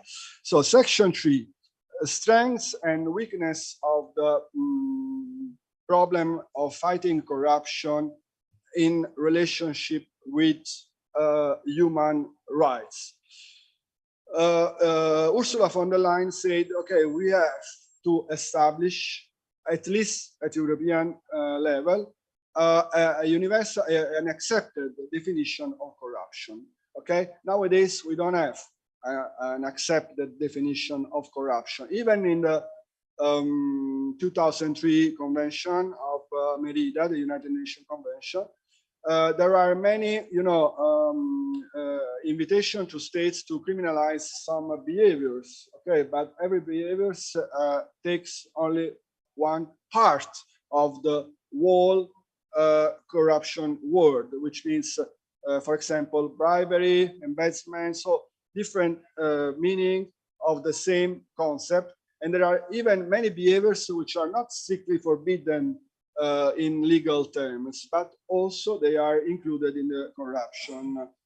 For example, asking for favor to skip some waiting list for health. So, and this is, of course, has a negative impact on the right of health. For example, conflict of interest. Sometimes it's not forbidden, but it's against human rights in some issues. Okay, so we have to we have to try to establish a common definition of corruption. Even if you go in front of a court, the court need to establish what is legally allowed and unlawful, And so for this, they need a strictly in strictly legal terms, a definition of corruption. So this is how and why not to have currently a definition of corruption matters. If we look at this report, we can find out why the lacking of an internationally accepted definition is a problem. They take a broad approach, talking about negative impact on human rights, which is, of course, in legal terms, less, useful when you go in front of court, because when you go in to the court, you must, prove violations of human rights, not a negative impact. Okay, so this means that this is an informal language, which is not easy, to be adopted in a process, in a trial. Okay. Actually, we have a widespread definition, which covers many different behaviors, but it is not adopted in strictly legal terms, which is the misuse of public or entrusted power for private gain. Alatas was a sociologist in the 90s, and then the NGO Transparency International took this definition, and now is the widespread, commonly used. Okay, this approach based on repression does not give us, good results in terms of reduction of corruption cases. This is one of the reasons in which we are shifting, as international lawyer, the approach from criminal law to human rights law. This has many advantages in terms of, lightening the burden of proof. So you don't have to prove in criminal terms, violations of human rights. And you are asking to the states to take position in order to discharge, about problems of corruption. So even guarantees in a trial, of course, are lesser when the states is called to give explanation about some behavior in terms of human rights. Again, the burden of proofs is lighter than in criminal terms. But again, this not means that it is, easy to prove corruption episodes. In a way, the so-called petty corruption is easier to prove. So, which means small episodes, but huge episodes of corruption are more or less secrets, because none of the parts has an interest to find out what's going on. They have interest to keep secret, their relationship.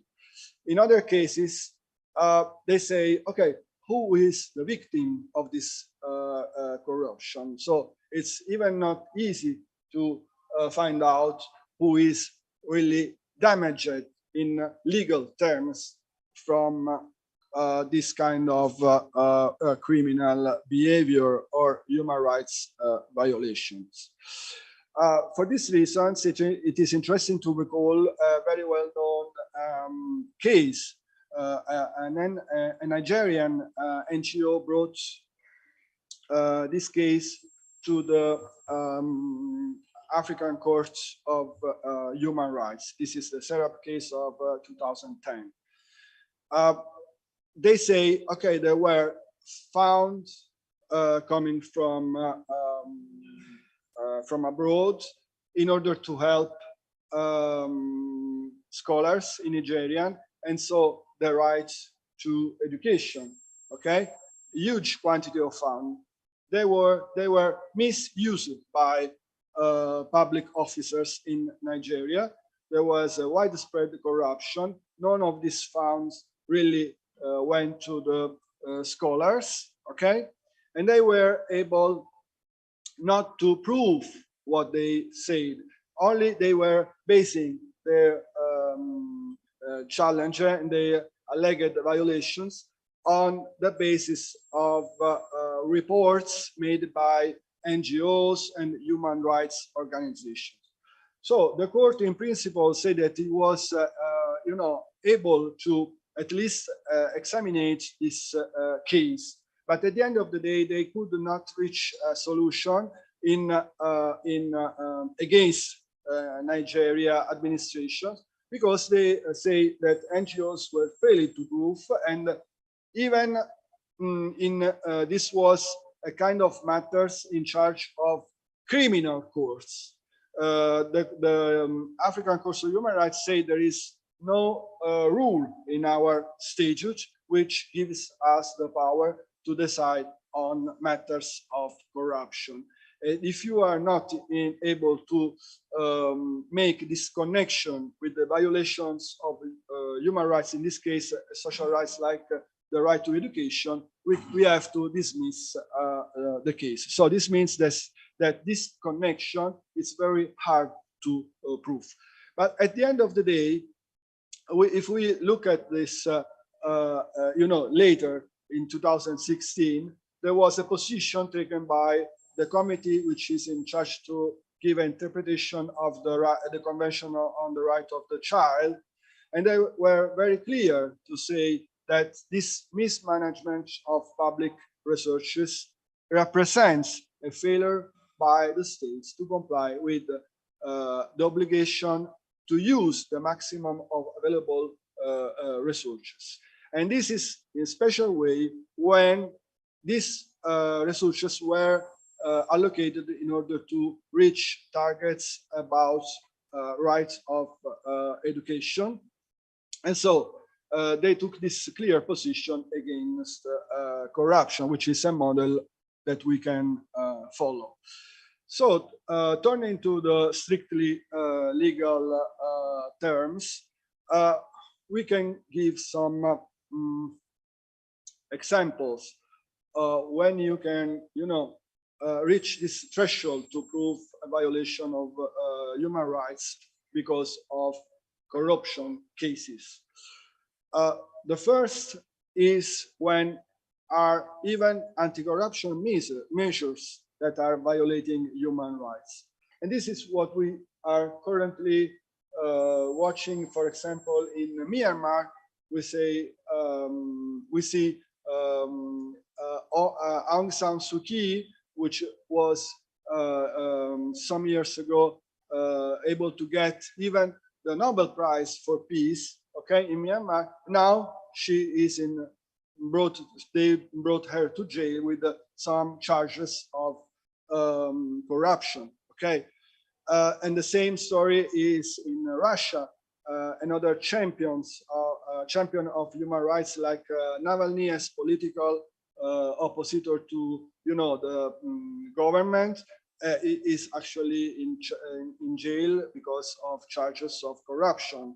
And again, we can have many cases like this. So this is a case you are saying that you are fighting corruption, but with this anti-corruption measure, you are trying to, delete your opponents. In another case, we can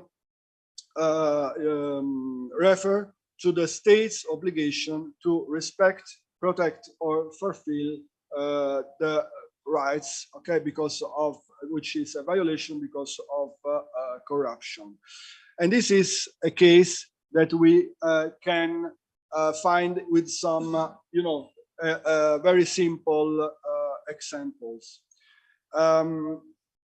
Let's give the case that there was a school building, built with poor materials. If you remember, we had in Italy one earthquake not so many years ago, and many children died because of the collapse of the build.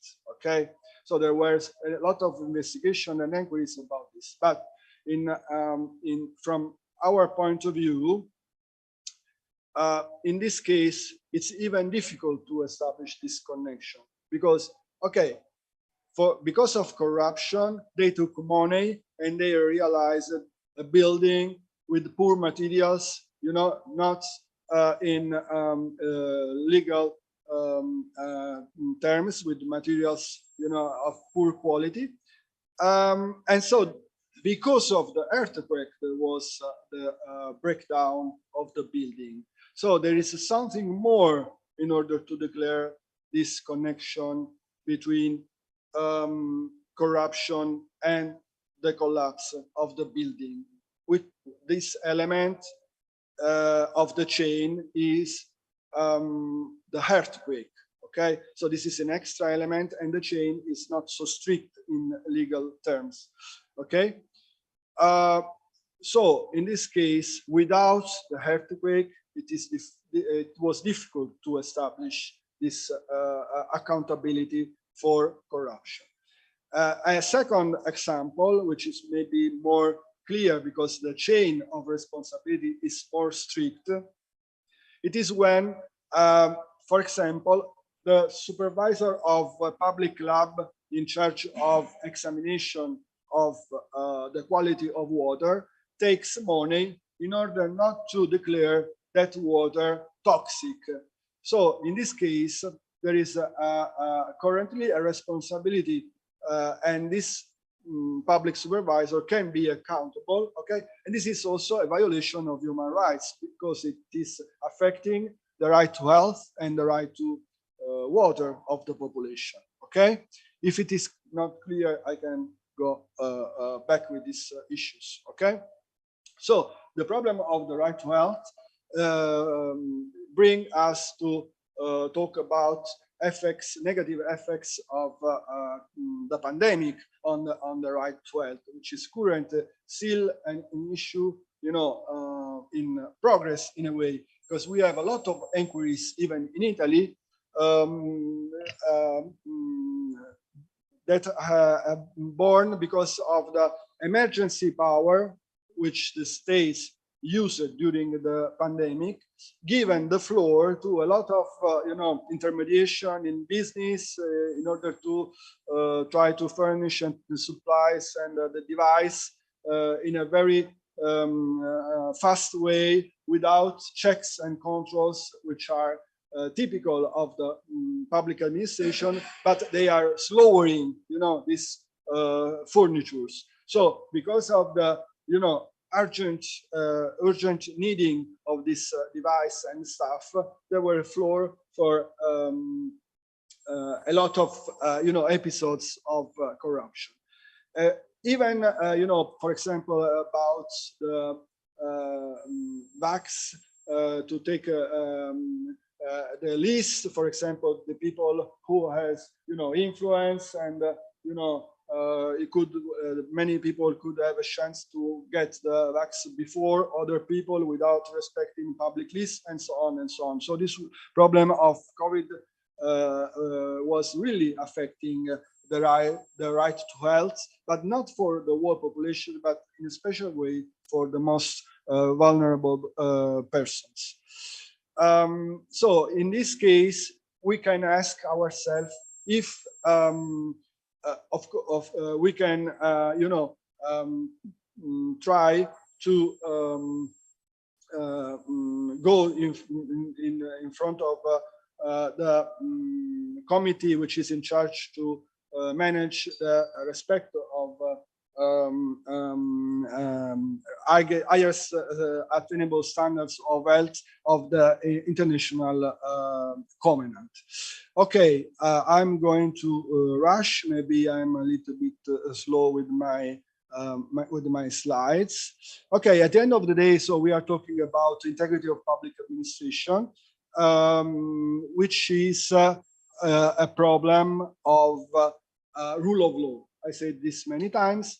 What does rule of law means? So I don't want to bother you with this topic, but many scholars say that this rule of law, whatever it means in the internal and domestic systems, has vertical dimensions, which means that is regulating behavior of the state, you know, in a way against the citizen, which is protecting the citizen against, you know, interference of the state, but also an horizontal dimensions, which means that because we are we belong to the same community, we must take the same rule of behaviors, and we must respect ourselves. What does it mean on the international plane? Can we talk about rule of law? This is important, okay, because many scholars say, okay, the topic of human rights and corruption is better situated when we talk about the respect of rule of law and not of human rights. So it is a state of behavior connected to rule of law, which bring us to talk of a violation because of corruption, not human rights. But we are not sure that it exists an international rule of law, because this is about relation among states, okay, and not states and individuals. But if we took a very strict approach, at least we should say that it's an organizational principle, okay? Again, in order to give to the international community stability and equality of application. So it is based on sovereign equality, self-determination, collective security, and so on. So very quickly, future development. If we take a more broader approach about the meaning of rule of law, we can, in a way, give this, you know, perspective of something which is not here very clearly defined, but it could be in the future. And this is what we find in many international documents, even issued by the Human Rights Council. So one example of international rule of law is to have rules, you know, independency, equality before the law, and so on. But everything must be consistent with international human rights norms and standards. This was Kofi Annan. This is a project of international law and the rule of law taken by the SDGs. In the Sustainable Development Goals, we have targets which are about fighting corruption and promoting the rule of law. But if we look at the last report issued by the United Nations, most is dedicated to business. Okay, again, this approach corruption as infringing fair markets and level playing field among administration.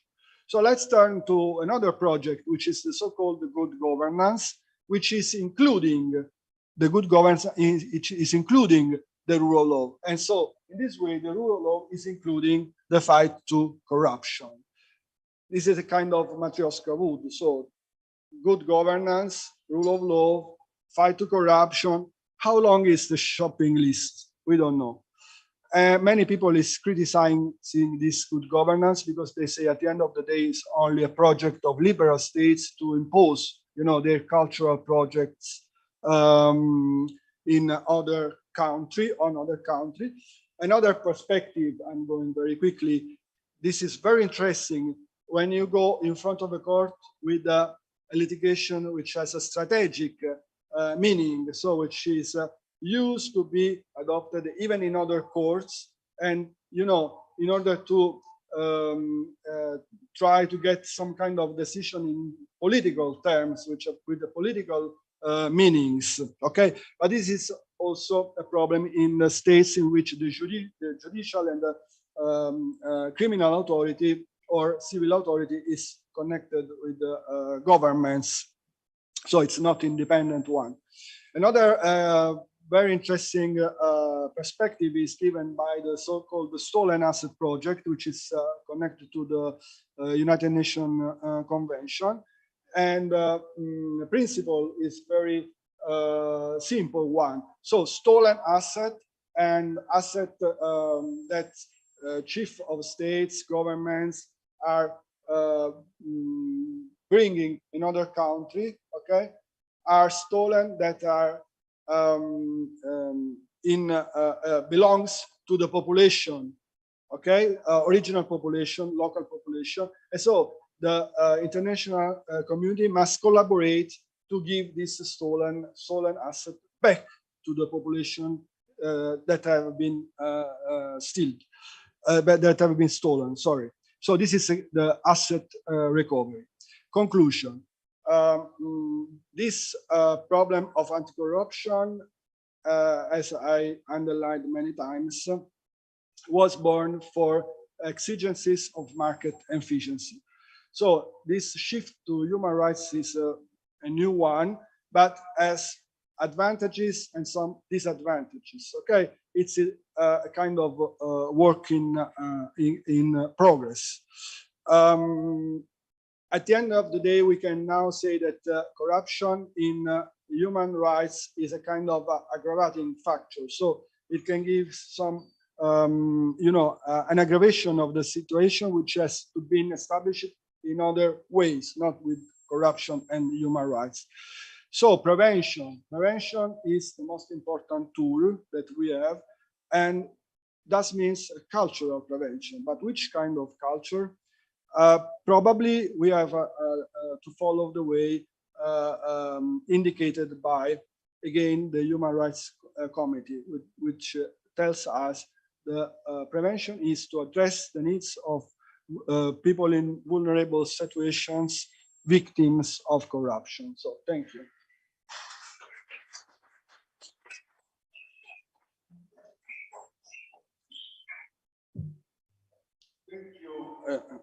Thank you, Eugenio. In fact, this problem of corruption has many facets. One, which you highlighted, is that of avoiding that it be used improperly in order to gain political or geopolitical advantages.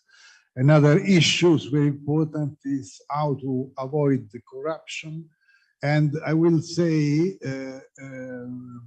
retaking the suggestion made by our friends of the United Nations this morning, we should place the human being at the center of the picture.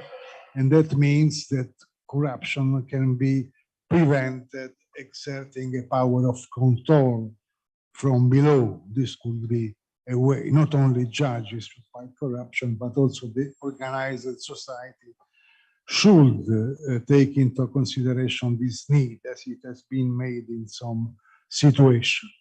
So there is a little change in our program. Now I give the floor to Valentina Pieri, which is a member of the Center of Research and Elaboration on Democracy, who will speak on gender, from a formal equality to a substantial equality. Kiran Chowdhury, which is a member of Tempi Moderni and a lawyer working on the matter of migration, will speak the first in the afternoon. After I will give you the instruction for lunch, if you want to follow them. Please, Valentina. Thank you, Fabio. Thank you for this meeting. We are speaking about gender dimension. And today we want to analyze and identify the obstacles that still hinder the achievement of gender equality in Italy and in Europe. In European context, ok.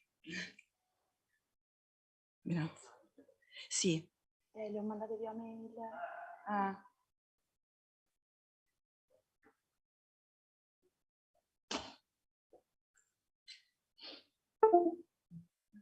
siano qui.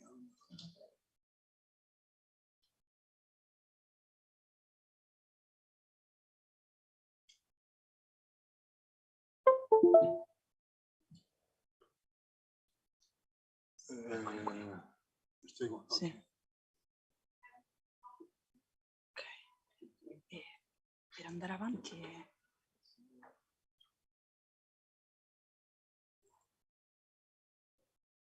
sì.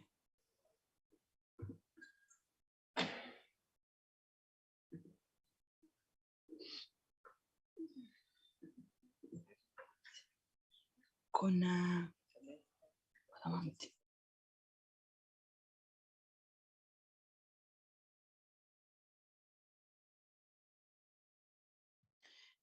We say, in order to identify the obstacle that still hinder the achievement of gender equality in Italy and in Europe.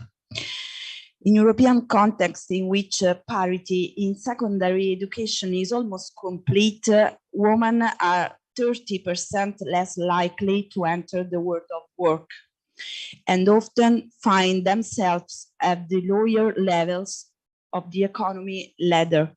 Few women have managed to reach top positions in private companies, with just 32% holding the position of the CEO in listed company, and the figure for state-owned companies is close to 0. Even today, women's wages are about 20% lower than men's. Increasingly, most women are employed through atypical and precarious employment contracts, mainly in the tertiary sector, school, care jobs, social assistance, with a further decline in income.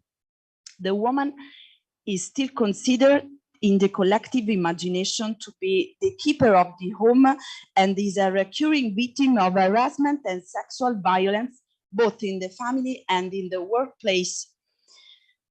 There are numerous regulations approved at national and European level with the aim of boosting the overcome of the phenomenon of the so-called gender gap. In European context, legislative action in recent years has focused on the one hand on the world of work, which has been the subject of numerous regulatory interventions aimed at recognize equal rights and greater protection for working women. In particular, the provisions aim at favoring the reconciliation between lifetimes and working times, and support for parenting go in this direction. In addition, the support tools aim at the creation and development of companies with prevalent or total participation of women were strengthened. Another line of intervention, for example, in Italy, concerned the implementation of 51 articles of our constitution on equal access between women and men to elect the office, affecting the electoral systems present at the various levels, national, regional, local, and European Parliament, as well as on the promotion of women's participation in the bodies of listed companies. Increased attention was also paid to measures aimed at combating violence against women, pursuing 3 objectives: preventing crimes, punishing the guilty, and protecting the victims.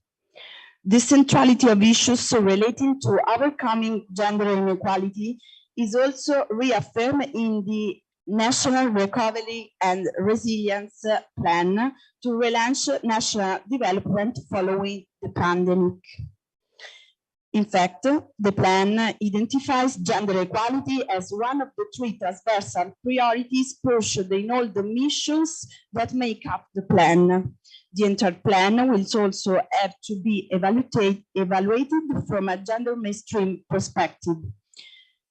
Finally, The experimentation for the preparation of the gender budget continues, and in the reporting of the state budget, while in 2021, the study service of the Chamber of Deputies in Italy was launched.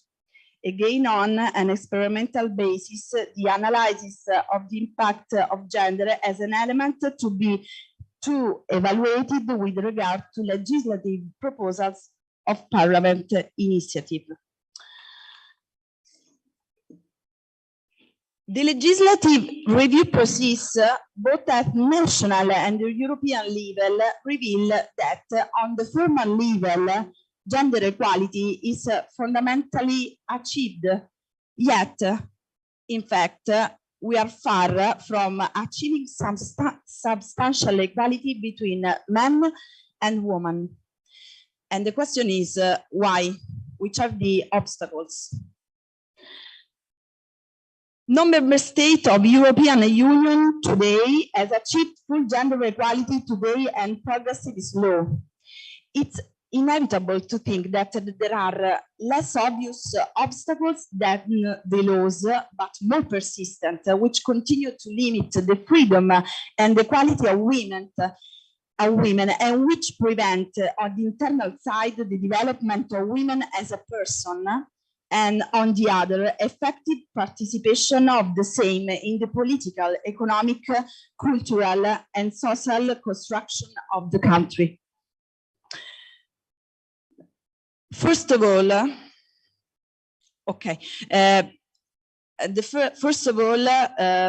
one of the obstacles that we analyze is the presence of gender stereotypes. There is a strong presence of gender stereotypes in every area of society: work, domestic, artistic, social. Gender stereotypes are a root cause of gender inequality and affect all areas of society. Stereotypical expectation based on fixed norms for women and men, girls and boys, limit their aspiration, choices, and freedom, and therefore need to be dismantled. Gender stereotypes strongly contribute to the gender pay gap. They are often combined with other stereotypes, such as those based on race or ethnic origin, religion or belief, disability, age, or sexual orientation, and this can reinforce the stereotypes' negative impacts. The 44% of Europeans think that the most important role of a woman is to take care of their home and family. And this is a statistics that we take in European Union. And the 43% of European Union think that the most important role of a man is to earn money. A traditionalist view of society, there would be specific characteristics attributable to each individual of that gender. For example, for men, sense of responsibility, spirit of initiative, courage, strength. And for the woman, instead, irrationality, self-preservation instinct, fear, weakness. Gender stereotypes prevent us from distinguishing the individual person and his or her characteristics from what is believed to be characteristics of his or her gender. And the media and cultural sectors have considerable say in shaping these people beliefs, values, and perception of reality. These beliefs influence people behavior from birth and limit their freedom of action and expression in all its forms, even going so far as to provide justification for psychological violence and mistreatment. On this last purpose, the current statistics gender-based violence of the European Union are still impressive today. The 33 of women in EU have experienced physical and sexual violence. The 22 of women in the EU have experienced violence by an intimate partner. The 55 of women in the EU have been sexually harassed. Gender-based violence is deeply rooted in gender inequality. To remove gender stereotypes and violence is necessary involve educating the boys and girls from an early age about gender equality and supporting the development of non-violent relationship. Violence prevention focusing on men, boys, and masculinities will be of central importance. Furthermore, the gender issue today is typically recognized as a female issue and not a collective issue, and it's another very important point. Among the obstacles to achieving substantial equality between men and women is also the low involvement of men in gender equality education. Second point, gender gap economy. First of all, the gender gap is in labor market. Women and men in all that diversity should have equal opportunities to thrive and be economically independent, be paid equally for their work of equal value, have equal access to finance and receive fair pensions. Women and men should equally share caring and financial responsibilities. Women's employment rate in the EU is higher today than ever before, yet many women still experience barriers to joining and remain in the labor market. Some women are structurally underrepresented in the labor market, often resulting from the intersection of gender with additional conditions of vulnerability or marginalization, such as belonging to an ethnic or religious minority or having migrant background. In this context, women's time is therefore considerably flexible and less precious time in the work. It follows that women are treated as secondary workers, atypical and precarious, and therefore not economically independent. Improving the work-life balance of workers is one of the ways of addressing the gender gaps in the labor market. Both parents need to feel responsible and entitled when it comes to family care. In this sense, this directive EU 2019-1158, the Work-Life Balance Directive, introduce minimum standards for family leave and flexible working arrangements for workers and promotes equal sharing of caring responsibility between parents. Even an equal sharing of care responsibility at home is crucial, as is the availability of childcare, social care, and household service, in particular for single parents. Insufficient access to quality and affordable formal care services is one of the key drivers of gender inequality in the labor market. Investing in care services is therefore important to support women's participation in paid work and their professional development. It also has potential for job creation for both women and men. Other point, gender gap across different sectors of economy. When we think a job for a woman, we think and a care job, especially a care job. And this is the question. And this is the point, because we create stereotypes in labor market. And even women university graduates in Europe are more than men, but women remain unrepresented in higher paid professions. More women than men work in low-paid jobs and sector and in lower positions. Discriminatory social norms and stereotypes about women's and men's skill and the undervaluation of women's work are some of the contributing factors and one of the other obstacles to the gender gap. For example, the share of men working in the digital sector is 3 times greater than the share of women, and only 22% of all technologically programs are women. In general, it can still be said today that women tend to choose nursing or cultural jobs, while men work in science, information technology, and engineering.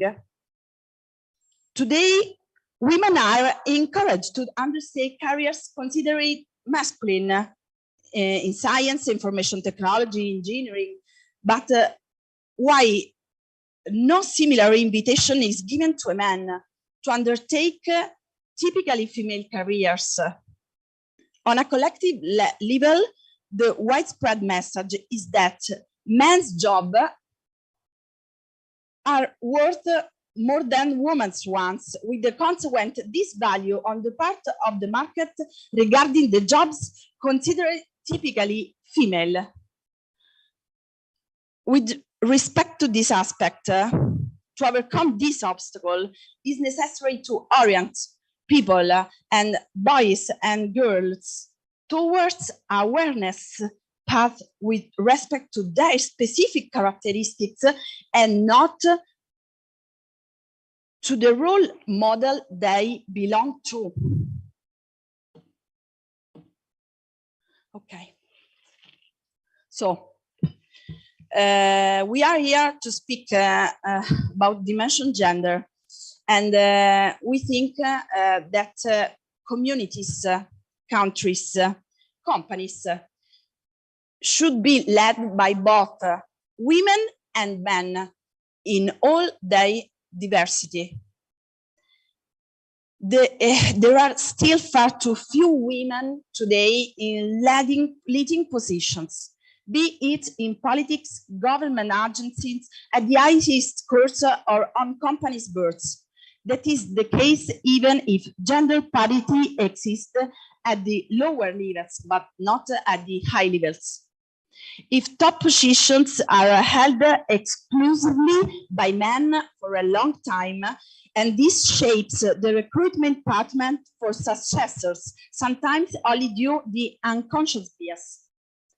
Having both women and men represented is crucial for successful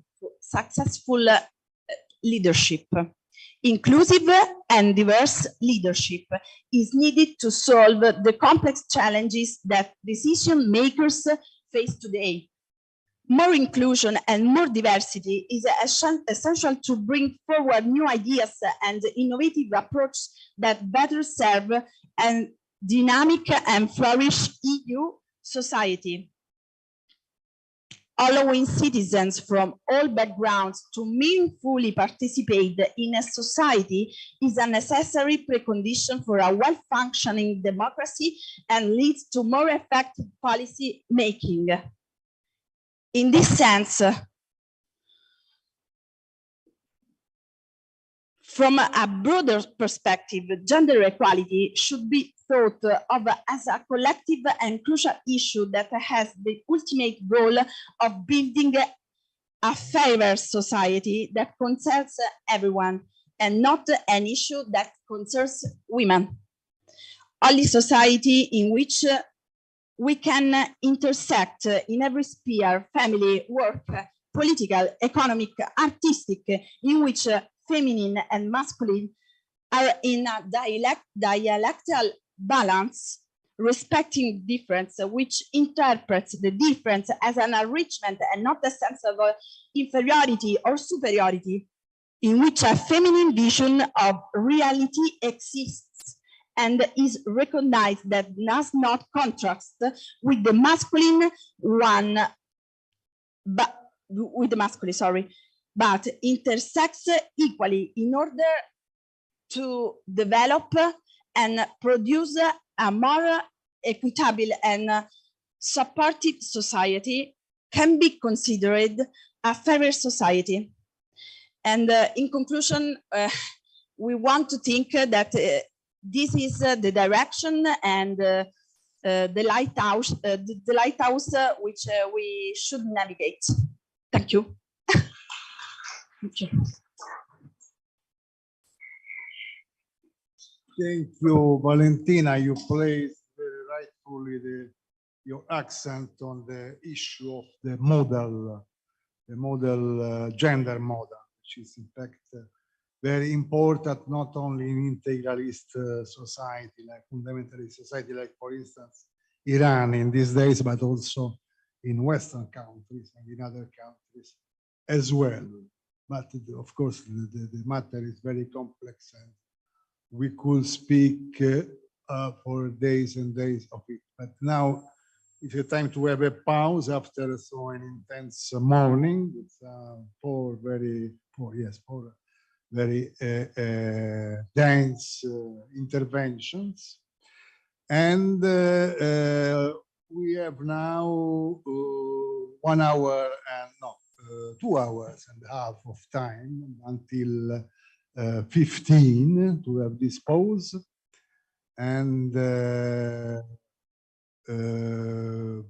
one suggestion is to go all together to the mensa, the canteen of CNL, or if you want to go elsewhere, of course, you are free to go wherever you want to go. But I think we should meet all at 15 again here. So see you now and later.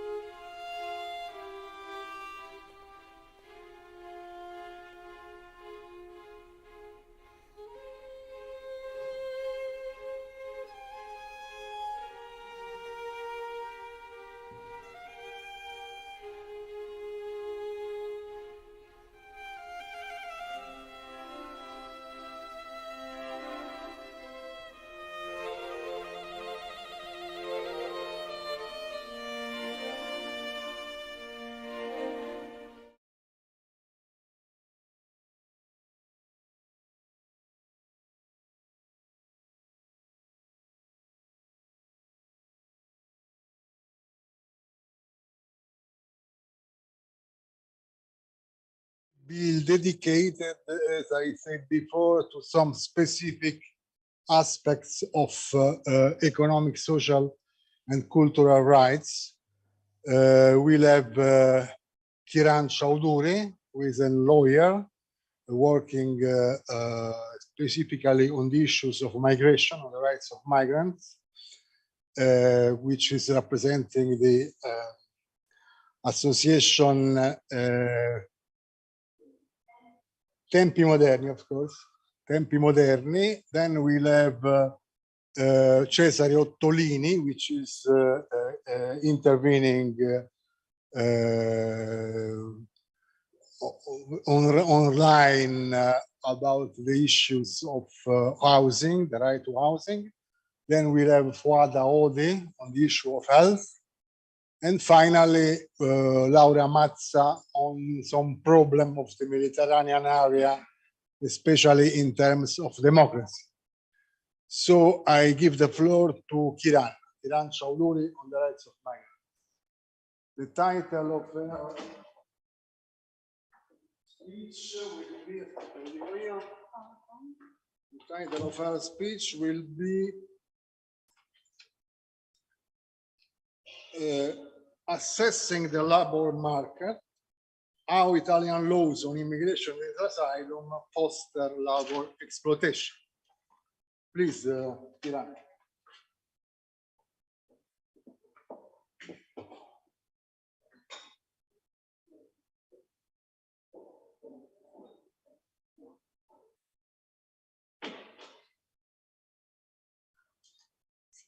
No,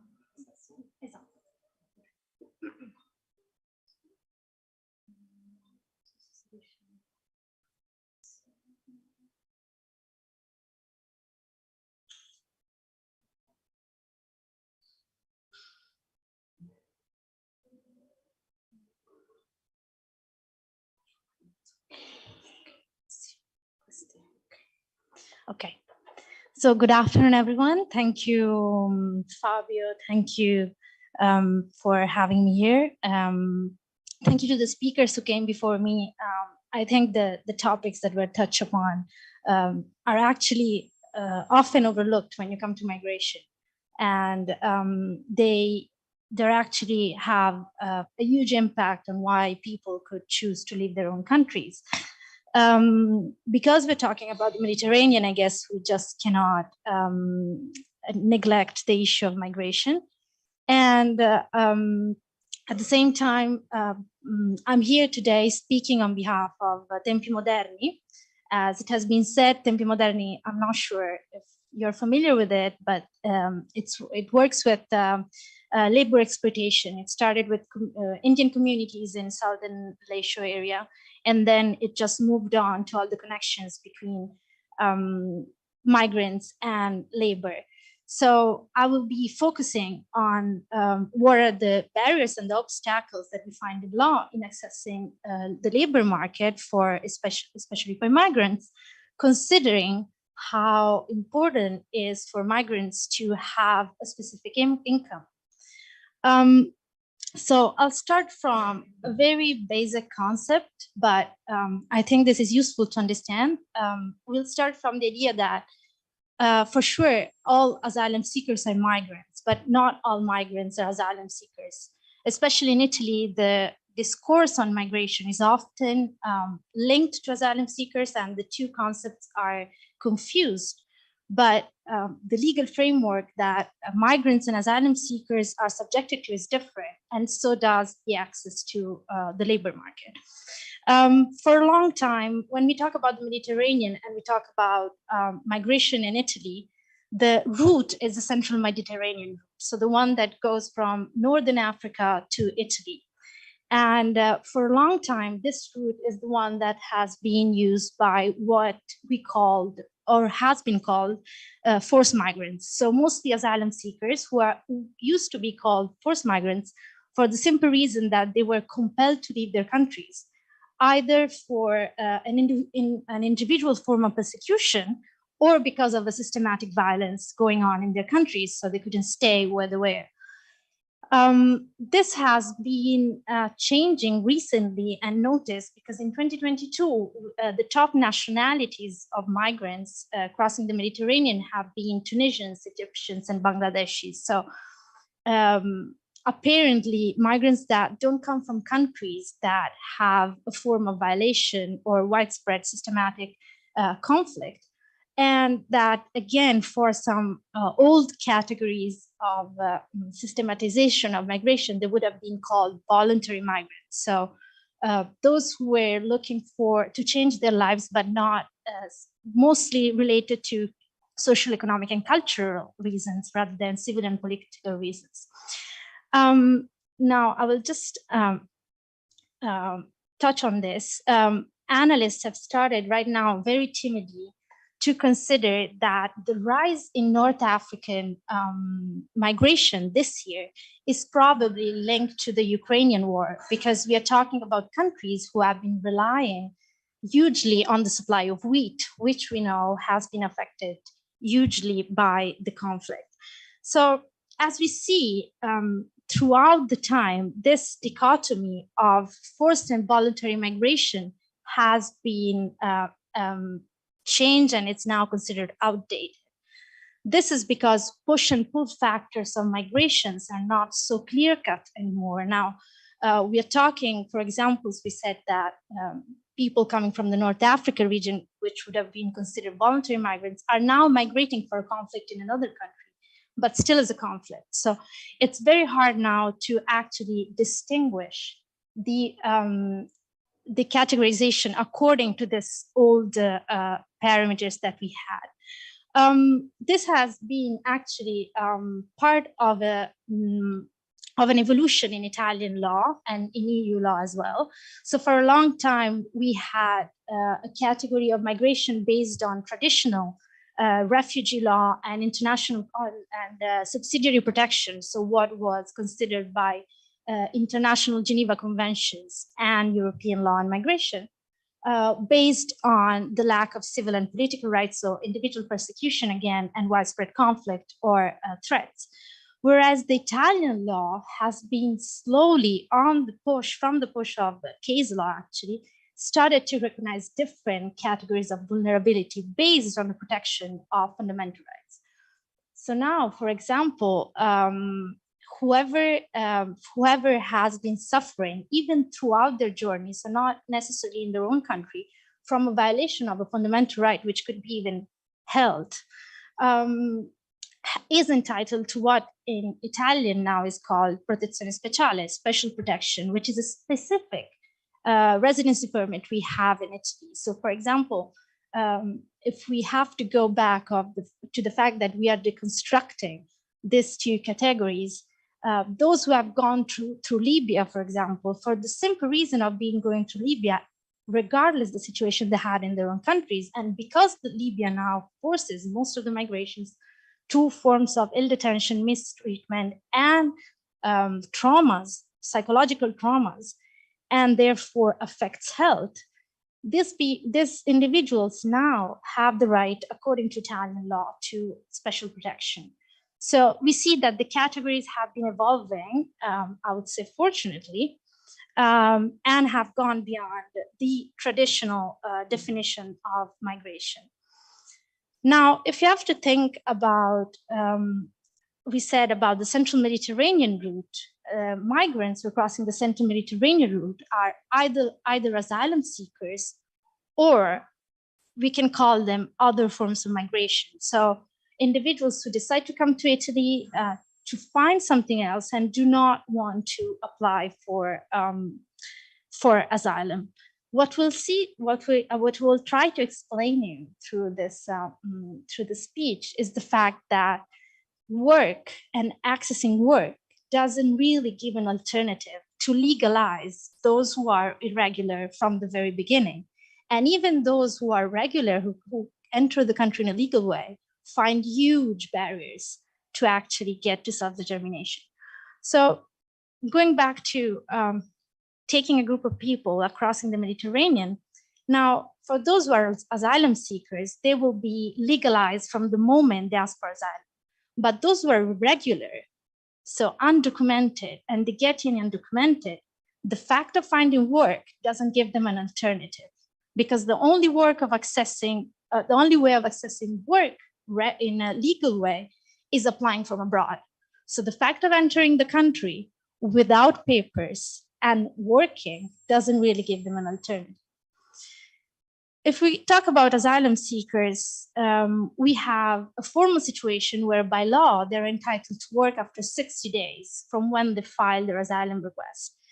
They have a residency permit, which is temporary for the time that they are waiting for a decision from the Commission. But in practice, we have a number of issues that make them not valuable workers for the job market. So we have language barriers.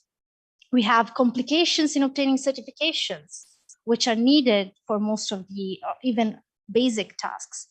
And we have a temporary legal status. So employers are not really interested in investing on these foremost workers. And because they have a temporary residency permit, they are considered replaceable.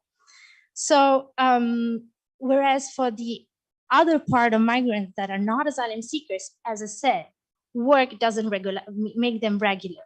As we know in Italy, the only way if you're an undocumented worker to become regular is that the government opens what we call immersione, but it's a specific decision in a time frame.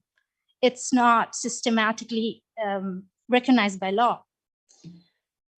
Now, I call them regular migrants just to differentiate them from asylum seekers, and I hope you will allow me this conception. But when just to give you a clear picture, just moving out from the Mediterranean, so even those who go through the correct procedures, so they apply from their own countries, and in order to apply for a job in Italy, for example, well, we're talking about Italy, so it's Italy, you need to apply for a visa from abroad and have a sponsorship by an Italian employer.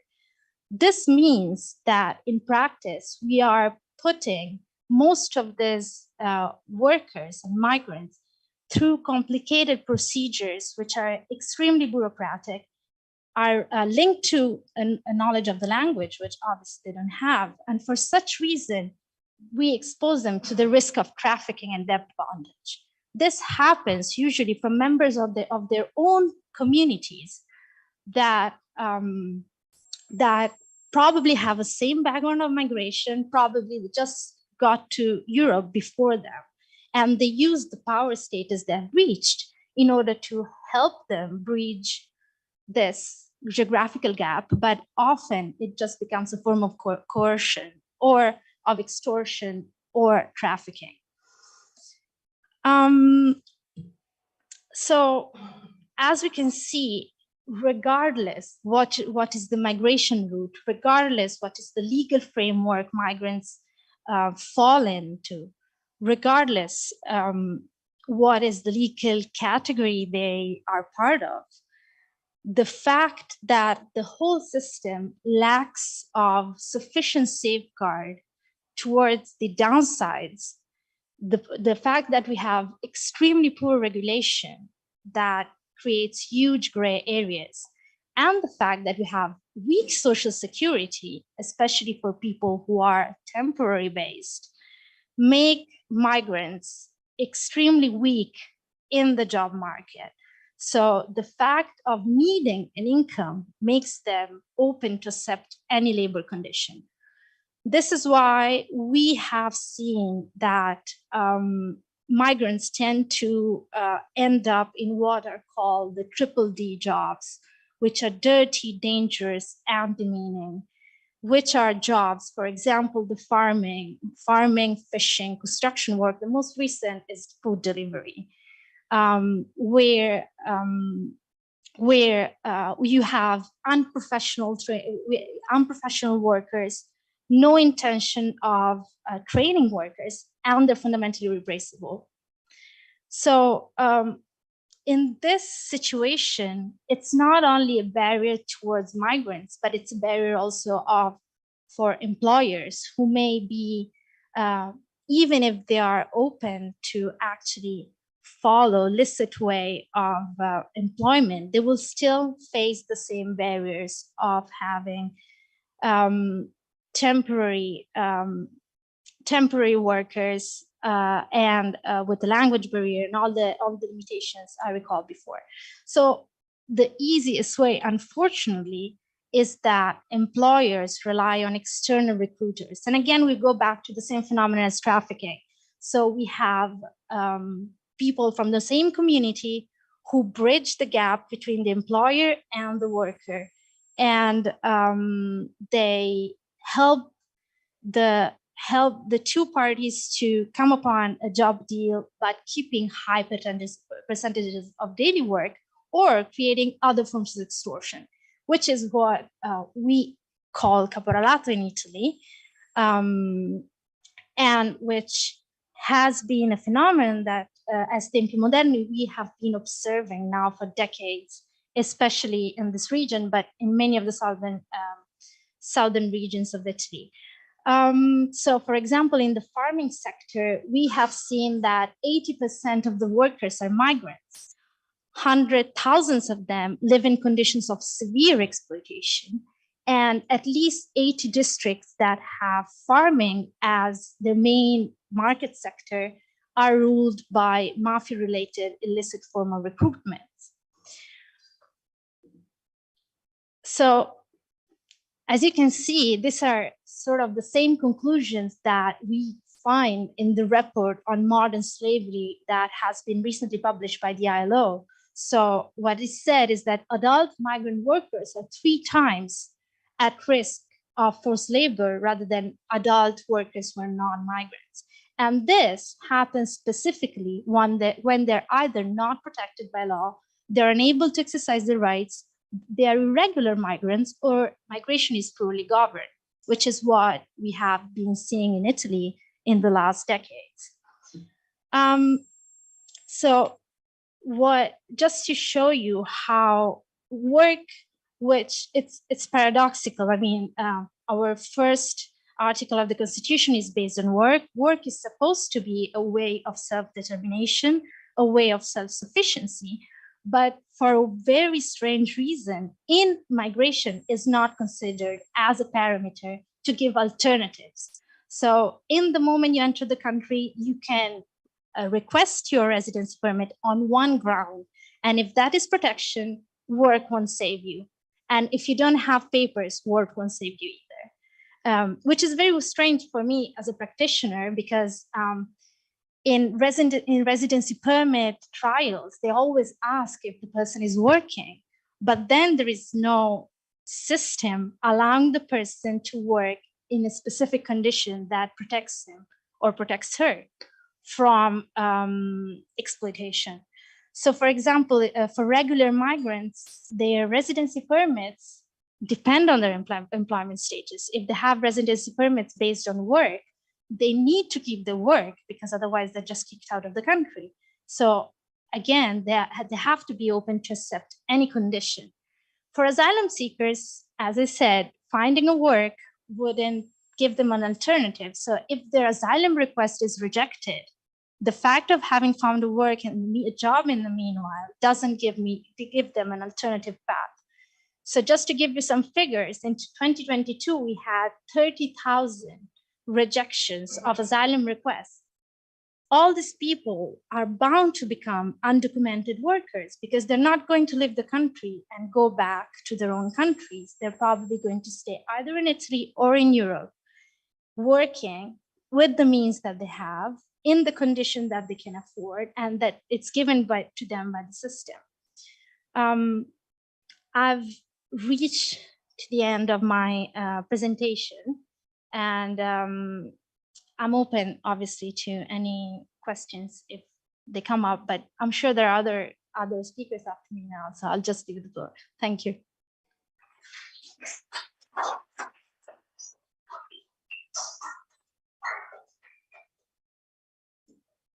Thank you, Kiran. Your intervention has been really very interesting because it has analyzed the connection existing a completely dysfunctional way of handling the request of asylum, the request also the migrants to have a residence permit, which allows such noxious phenomena like capolarato and so on, because this uncertainty of the condition of the asylum seekers, of the migrants, of course, renders them extremely vulnerable and subject to blackmail by everyone. So this explains why they are subject to this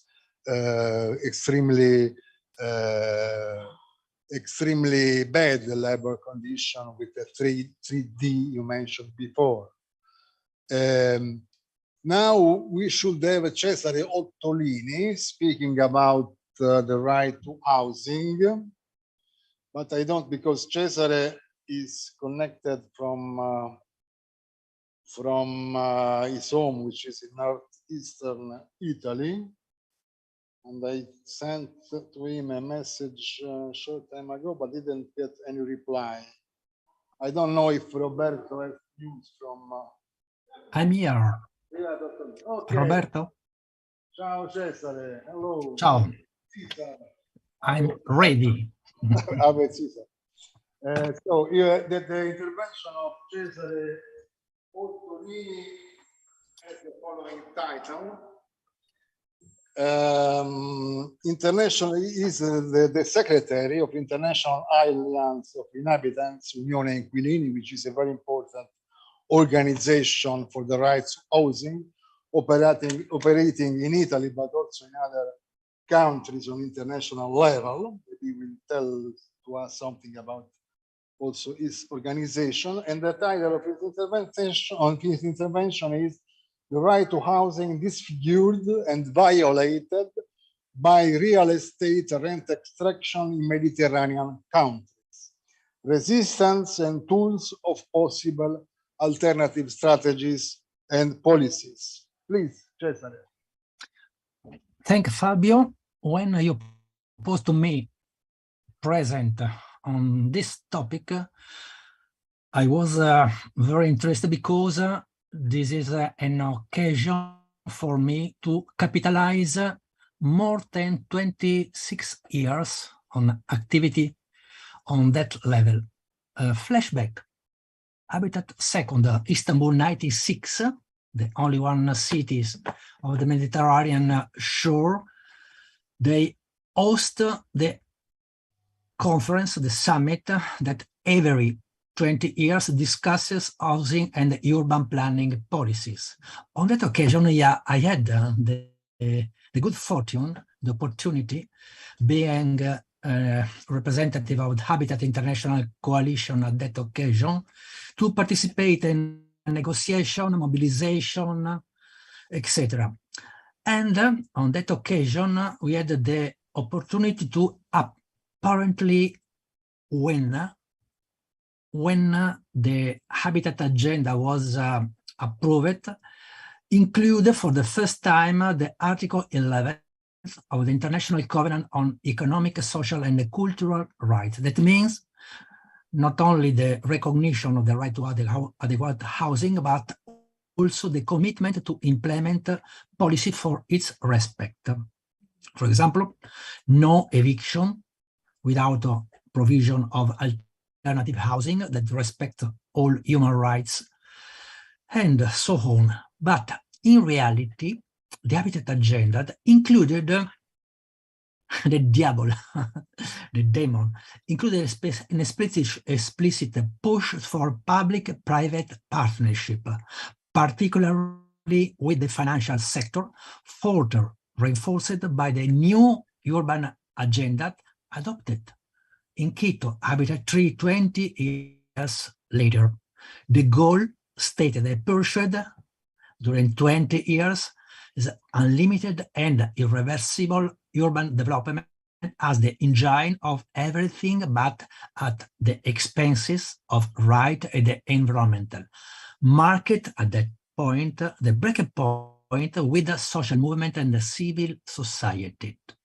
On that occasion, we organized the Forum of Resistance to Habitat 3, including a session of the International Tribunal on Eviction.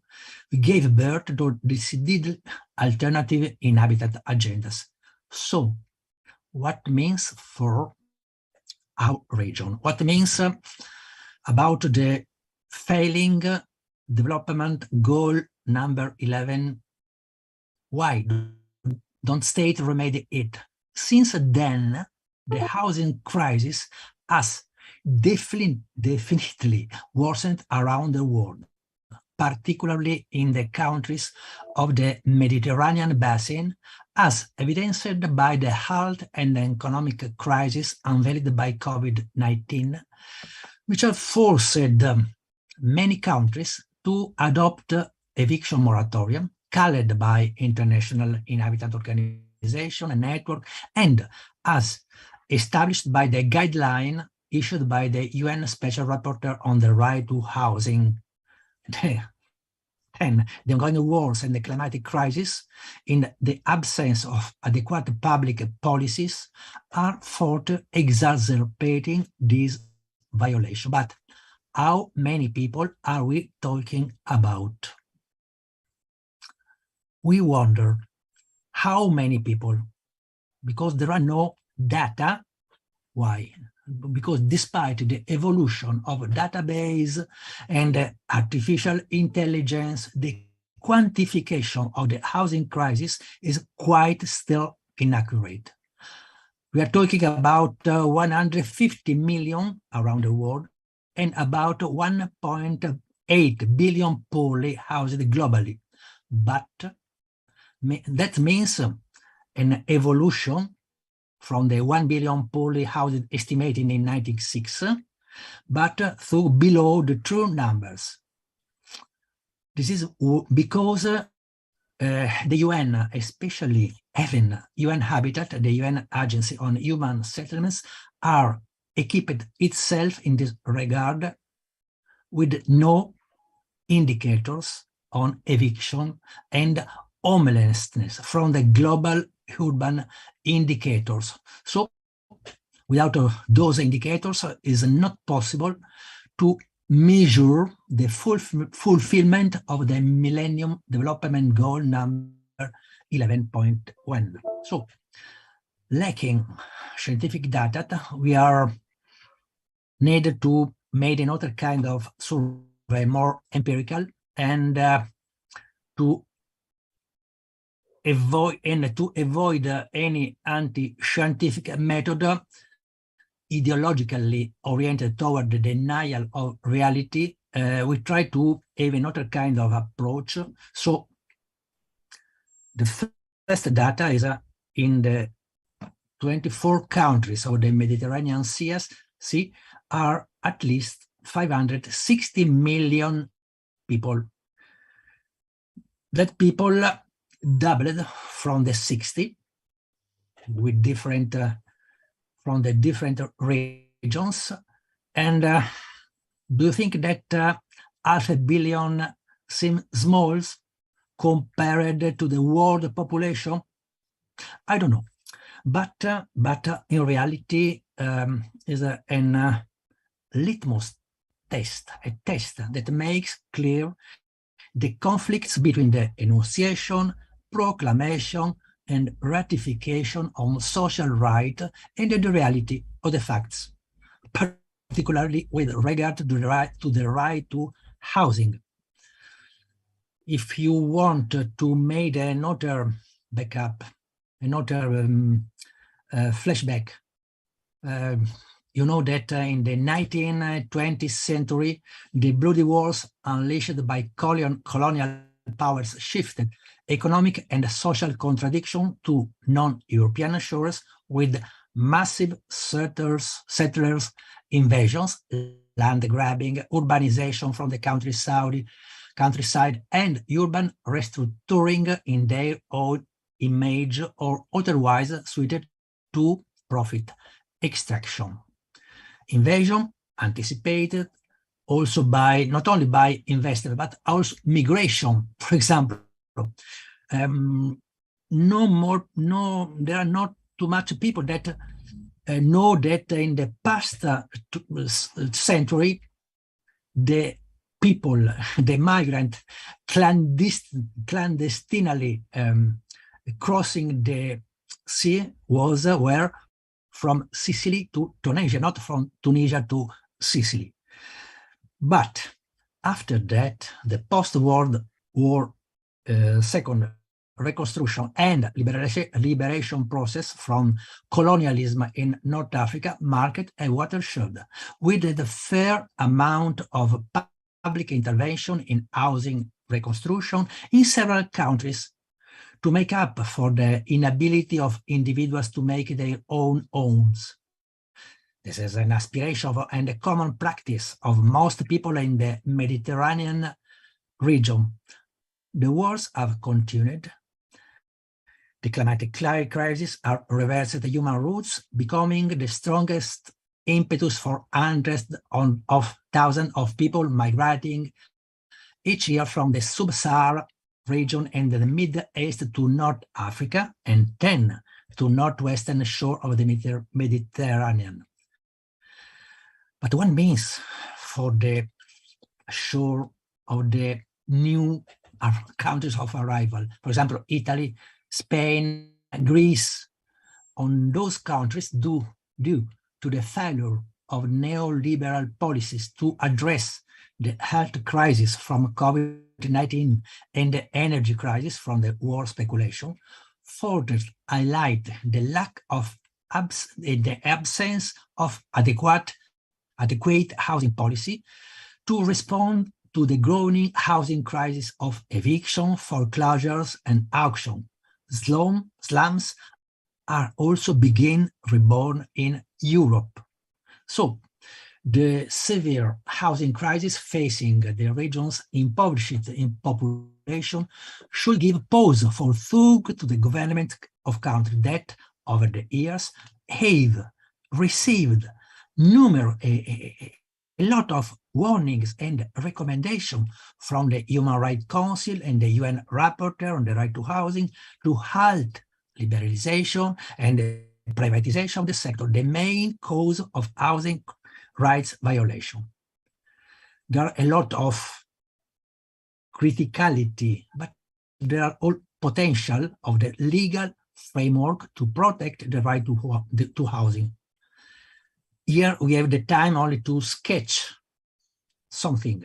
First, many countries in the region recognize, albeit with different legal values, the right to housing in their constitution. Sometimes, for example, in France, that make this right justiciable. For example, in France, the loi droit au logement opposable. All of these countries have ratified or signed the International Covenant on Economic, Social, and Cultural Rights, some of which, for example, Italy, Portugal, Spain, have also ratified the optional protocol to the covenants. So means voluntarily submitting themselves to the jurisdiction of the UN High Commissioner for Housing Rights. Almost all submit their reports to the Universal Periodic Review of the Human Rights Council. Some have also received a visit from the UN Special Rapporteur on the right to housing. Others, for example, Italy and Turkey, were visited by the Commissioner from the Advisory Group on Forced Eviction.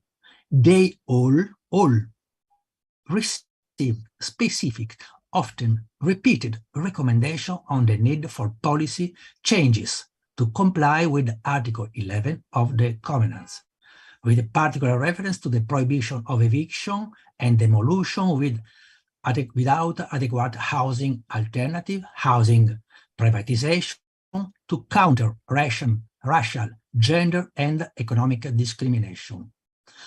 To address also to non-affordability and to improve poor housing conditions. So, one thing, this common legal framework is enough? No.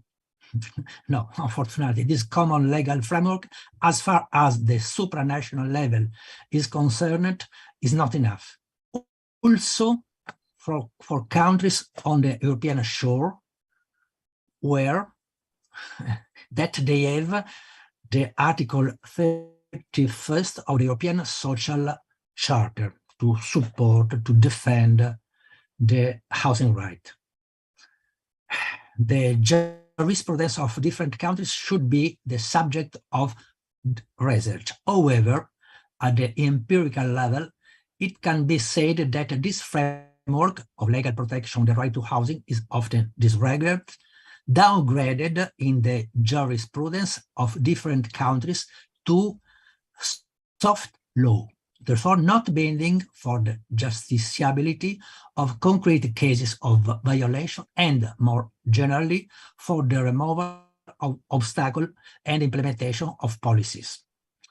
In fact, reality shows how in justiciability the primacy is generally granted to legislation, policies, and practices that favor property right, especially when related to extraction of income from real estate investment.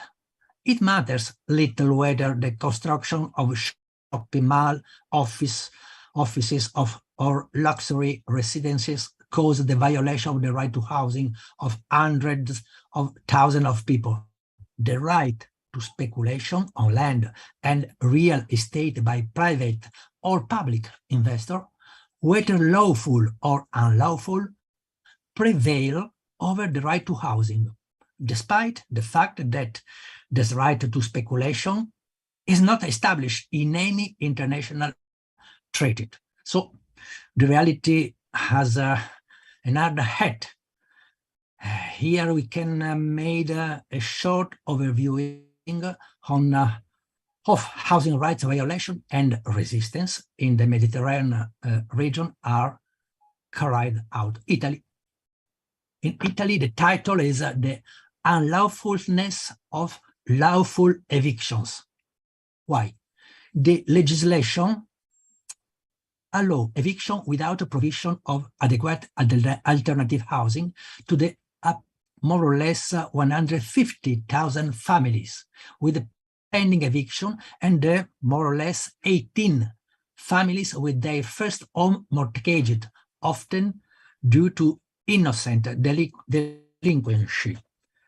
And what a resistance. There are pickets, there are legal, there are also the recourse to the High Commissioner on Human Rights, thanks to the optional protocol to the covenants. What are the responses? The Commissioner reply and ask Italy to stop eviction or to provide alternative adequate housing.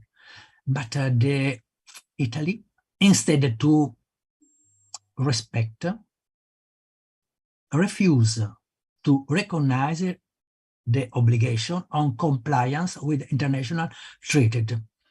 It's not, we wonder why, because the Italy, in the Italy Constitution, the Article 10 and 170 of the Italian Constitution recognize the obligation on compliance with the international treaty ratified by Italy. So Spain, they have another, they are more experienced on that recourse to the optional protocol. There are more than 200 records filed by the housing rights movement and examined by the UN High Commission. And what are the output? The output are quite positive, because at the end of the procedure, means 1 year and a half, 2 years, the result is that the eviction are stopped for the most cases, and in some region, for example, Catalonia and the Basque Country, also that at the national level, they are discussing, or they have already approved, new ley de vivienda, that change the mind, change the policy, protect more the right to housing. Other countries had Israel and the occupied Palestinian territories. There are the demolition of the right to housing, not only as an empty wall, but a concrete. The last month, the battle to defend the village of Sheikh Jarrah, threatened with demolition by Israel authorities, has international highlighted the countless cases of violation of Palestinian right to housing, not only the human right in general, but the right to housing, and more by the Israel army. Indeed, only to cite a data, between 1967 and past year, Israeli authorities demolished more than 55,000 homes, farms, schools, mosques, more than 530 villages, entire neighborhood and urban areas, including several times. It shows how far the disregard and the violation of international law can go with violence and outright warfare, despite international solidarity, despite the case even being discussed by the UN Security Council. Tunisia, one thing that after the spring, the Arab Spring, the thing changed. No, unfortunately, no, because the spiral of marginalization of the working classes and impoverishment of the population, including the middle classes, caused by the economic crisis, to which the government in charge is not responding by being instead engaged on Sharia-based counter-reform, I highlighted that, is increasing violation of human rights, especially the right to housing. Last year, the solidarity campaign in the midst of the pandemic against the eviction of an elderly woman from the Lariana neighborhood in Tunisia with no proper rehousing by the authorities highlighted that violation of the right to housing, particularly of women, but also their resistance. So there are a lot of other cases. The sub-Saharan migrant held into and exploited dilapidated properties, completed the pictures of victims of such a violation, etc., etc., etc. Resistance, yes, some effort to organize coordination in the new region. For example, in the past year, some organizations organized the first conference for the right to adequate housing we, as International Alliance of Inhabitants, supported. Serbia, only one case I'd like to point out the privatization of the enforcement of the law. After the breakup of Yugoslavia, when more than 50% was social housing, the new reform, the privatization to pay for the cost of war, and as condition imposed in negotiation to join the European Union, introduces reform that increased violation of the right to housing.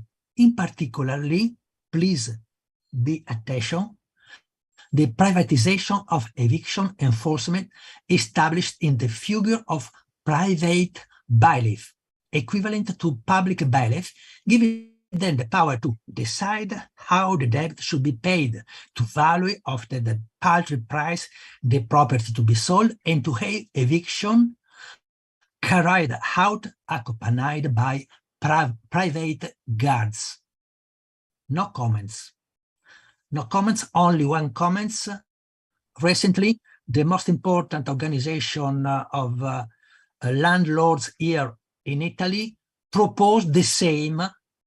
So introduce the private bailiff, the private guards to enforce the eviction. Please be attention to that. Greece, no first home protection. Why? The right-wing government amended in 2010 the law that protected before the foreclosures from eviction and provided for the recontracting of non-performing debts. In its place, it established the agency for real estate purchase and rental, which opens the possibility for investment funds. With this reform, about 30,000 families are at risk of eviction because there are no the obligation to provide adequate alternative housing. Turkey and Egypt, there are two similar approaches, the urban authoritarianism that violate the right to housing. In Turkey, there are the Turkish Housing Development Agency is in control by providing, in case residence for people evicted. But the main is the urbanization, the destruction of historic neighborhoods such as Salucole, and building the third bridge on the Bosphorus, etc., etc., etc. So that means that agency, in principle, should provide 500,000 housing units between 2033 and 2028, but in reality, the reality is far for this goal. And we have to highlight that when they propose relocation, they propose relocation 40 kilometers far, means eradicate people and eradicate ethnic, for example, the Kurdish people from Istanbul. Egypt is similar. The pharaoh driving the inhabitants out of our Horus city. What is Horus city? Horus city is the project of the ruled by the President Al-Sisi. Egypt identified 357 unsafe areas and 70 islands of the Nile River to be changed their vision and to be changed as urban development. In particular, the president, the Horus City project means change the island in Varak Island, evicting more or less 100,000 residents, workers, farmers for generation, to turn that island to the Manhattan of Cairo. We should highlight the World Bank role in providing alternative housing for some categories, however, in areas far from the island source of residents' work. So it's a quite a controversial disguise of rule. Another example is Morocco. Morocco, do you remember that in the past century in Europe, the urbanism talk about urban sanitation? So right now there are some bidonville cities without slum. It's a project launched by the Moroccan government. So far as enabled action in 59 of the 1855 planned cities, with the stated intention of fixing the problem of insalubrity caused by the massive urbanization. However, the implementation of such a project is quite controversial because means push the people outside the city and violating not only the right to housing, but also the concept of adaria, is the urbanity in the concept in the Moroccan idea is very important. And another issue is very important is that only up to now, only 150,000 families are on the waiting list to obtain alternative housing. Means that the bidonvilles are still there in a lot of cities. In France, we have already said that there are the loi, le DALO, droit au logement, but in reality, there are currently 4 million people poorly housed or homeless, out of an estimated of more than 14 million people made fragile by the housing crisis. Means that despite the policy carried out in the past century, because the new policy for privatization, liberalization, the Abbé Pierre Foundation found that data very incredible for us. We are thinking about France as the country of the right to housing. In reality, it's not true. There are a lot of people who was a right to housing violated. So, are there any idea? Are there any project? Are there any essay to change at the regional level? In our research, in our little survey made on the ground, we found only two opportunities. The first opportunity at the institutional level, as the Union for Mediterranean is a network of the countries of the region. They propose a strategic action plan for urban development of the Union. This is a cross-sectoral framework for the integration of the different policy. But we can find in the project, in the program, the right to housing, the word, but the policy proposed are quite far. So the risk is that the right to housing is used as a cosmetic, not substantial, to hide the different concreteness of the word development. So in one hand, we can find the right to housing as word. On the other hand, we can find the concreteness of the word development and policy proposed by this action plan for urban development, grounded, please pay attention, on the new urban agenda.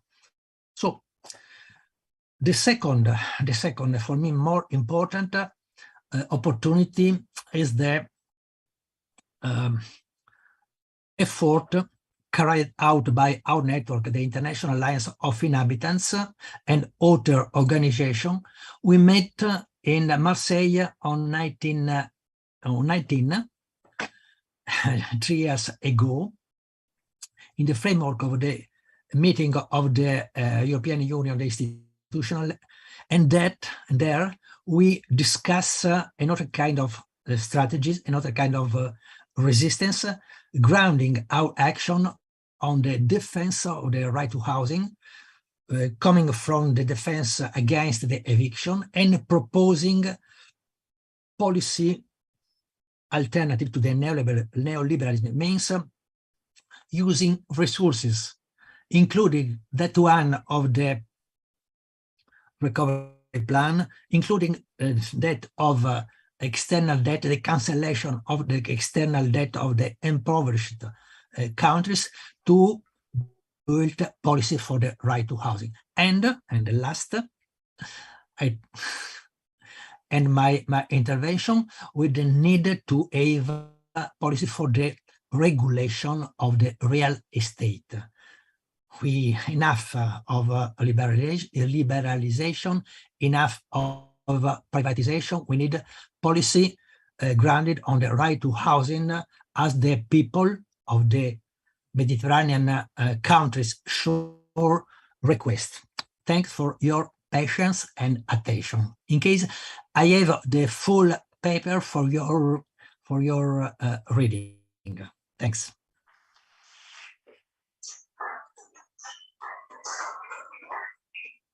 Thank you, Cesare, for your very complete panoramic on different countries of the Mediterranean area, and also because you evoked a series of very important problems. For instance, the contradiction existing between private property in real estate in particular on one side, and the satisfaction of economic social rights, in particular the rights of housing, on the other side. But you also evoked other very important aspects. You made some hints to the situation of the Palestinian people, also in relation to the right to housing, and you raised a very important problem. This is the problem of justiciability of economic, social, and cultural rights by the internal judges, and also with the help and with the intermediation somehow of international instances of judicial or quasi-judicial character, like the committees on economic, social, and cultural rights. And also we have to mention the Committee of the Council of Europe on Social and Economic Rights, which is now presided by our former director, Professor Giuseppe Palmisano. I think he's still there, isn't he? Rosita, is he still the president of the committee? Yes. Okay. So thank you very much for your contribution. By the way, I want to recall that the Unione Inquilini and the International Alliance of Inhabitants are holding the 22nd of October, that is in 5 days, very important conference online on this issue, with the participation also of the former rapporteur of United Nations on the right to housing, which will be also a very important meeting. So now we are moving a little faster, and I give the floor to Fuad Audi. Fabio, we are waiting for your intervention also there. Fabio is your name? Fabio Ercoli? Leonardo Ercoli. Okay. Leonardo Ercoli, we are speaking on the issue of health. By the way, I want to say that we are all now capable, more or less, to understand the Italian language. So if you want, you can speak in Italian, but we are maintaining this exercise of speaking in English, because I will do it in English. Okay, so we'll do the exercise. We'll follow with the exercise, which I hope will be useful and not too hard to perform for all of us, the one speaking and the one listening. Please, Fuad and Leonardo. Leonardo and Fuad, please. You have also a PowerPoint.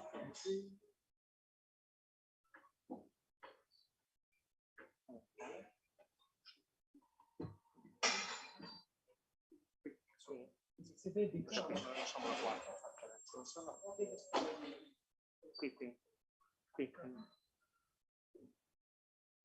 Allora puoi stare lì. Sì.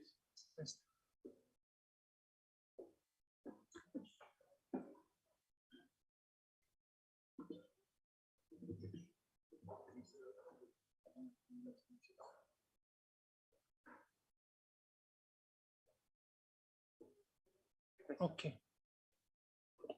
Questo.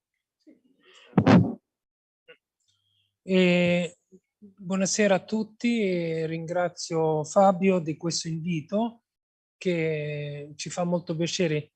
Io ogni volta che entro qua mi emoziono, anche perché ho insegnato parecchi anni alla ortopedia fisiatria che sta davanti, e qua per 10 anni aprivo un convegno molto importante che è collegato al convegno di oggi, sanità e immigrazioni. Per questo è con il San Calegano che l'abbiamo fatto per parecchi anni. Parlo della sanità oggi e poi dopo il professor avvocato Ercole parlerà di questi punti. E noi veniamo da un periodo purtroppo molto difficile che è stato per noi, ci ha visto coinvolti a livello internazionale come sanità e come medici, e la salute globale.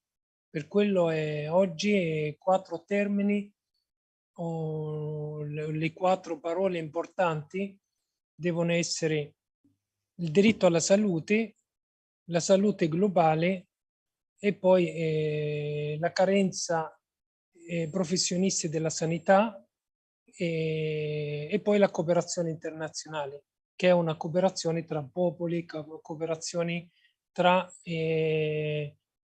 civiltà. Queste 4 parole quasi le mastichiamo tutti i giorni. Per quello è il diritto alla salute fondamentale. Noi lo difendiamo tutti i giorni. Il diritto alla salute vuol dire avere una eguaglianza nei servizi che uno offre.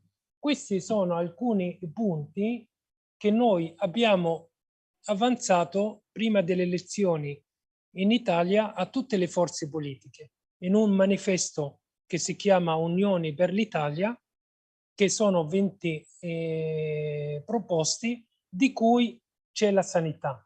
È la cosa fondamentale. Abbiamo parlato della sanità italiana e della sanità internazionale. E poi l'avvocato Ercole le illustra in inglese. Io faccio l'introduzione dicendo che la nostra esperienza in Italia c'è una buona sanità, ma come ho imparato, io sono palestinese, vengo da una cultura del dialogo interculturale, interreligioso e della Terra Santa da bambino. Ho imparato sempre che bisogna andare sui 2 binari, i 2 binari fondamentali. Quando si parla di sanità non si può mai avere una sanità o una buona sanità internazionale senza l'altro binario, l'economia, l'organizzazione e la programmazione. Questi 3 dell'altro binario in Italia sono venuti a mancare sicuramente la programmazione. Per questo registriamo una difficoltà enorme. Non c'è stata una programmazione. Noi da 10 anni denunciamo la carenza di medici e infermieri. Non è stata niente assolutamente programmata. Non c'è un'economia, una buona economia. Io l'altro giorno sono intervenuto negli Emirati Arabi per parlare della sanità degli Emirati Arabi e sono andato a studiare quasi 2 giorni tutta la sanità degli Emirati Arabi. Hanno il 9% del PIL dedicato alla sanità. In Italia lo sogniamo questa cifra. ho questo numero. Per questo l'economia non esiste per avere una buona sanità. La programmazione non se ne parla, basta vedere quanti anni abbiamo denunciato le cose che non andavano, anzi i governi hanno tagliato alla sanità. Il terzo, manca una internazionalizzazione della sanità e della mentalità italiana. Noi con i professionisti della sanità di origine straniera, siamo 77.500 professionisti della sanità. Statistiche dell'AMSI, la nostra associazione che ho l'onore di rappresentare, l'Associazione Medici di Origine Straniera in Italia.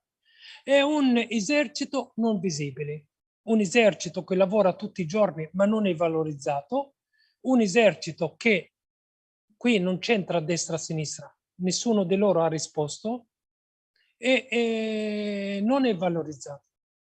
Poi dall'altra parte qualcuno in passato ha proposto medici spie, presidi spie, volevano che noi denunciassimo tutti i pazienti che venivano da noi senza permesso di soggiorno. Tutto questo qui, se io dovessi dire da quando ho iniziato, fondato l'AMSI nel 2000 ad oggi, sia a destra, a sinistra, passando per il centro, è stato fatto poco. Per quello noi registriamo il 25% di aumento delle richieste dei medici giovani di andare all'estero. C'è una fuga. I medici albanesi stanno tornando in Albania. I medici polacchi già stanno in Polonia. I rumeni già stanno in Romania. E chi si ricorda la nave che è arrivata a Bari con tutti albanesi? Tra il dire e il fare c'è un grande mare. C'è qualcuno è molto bravo a strumentalizzare, ma noi paghiamo il prezzo tutti i giorni nel campo a gridare nel deserto: risolvete le cose. Si ricordano solo durante il periodo delle elezioni. Che io a 12 anni in Palestina feci un spettacolo, e chiudo, l'ho chiamato il mese del saluto. Il mese del saluto prima delle elezioni, che tutti si salutano e poi finisce lì. Per questo noi abbiamo bisogno di il periodo del saluto continuo, ascolto, confronto e risolvere le cose. Purtroppo le cose non sono state risolte parecchie. Detto questo, per quello l'Italia è uno dei paesi più stimati al mondo come sanità e come professionisti della sanità, e lo vedo dalle richieste, ma andiamo da una media molto bassa come stipendi per infermieri e medici. È la più bassa. Siamo davanti Grecia, Turchia, se c'è stipendi. In Arabia Saudita pagano 14.000 euro al mese al medico. Sono condizioni diverse. Per quello sicuramente l'innovazione c'è, la volontà c'è, ma non c'è una buona amministrazione, non c'è una buona economia e non c'è una buona programmazione, manco una buona conclusione delle proposte o concretizzare le proposte. Grazie mille e passo la parola all'avvocato Ercole.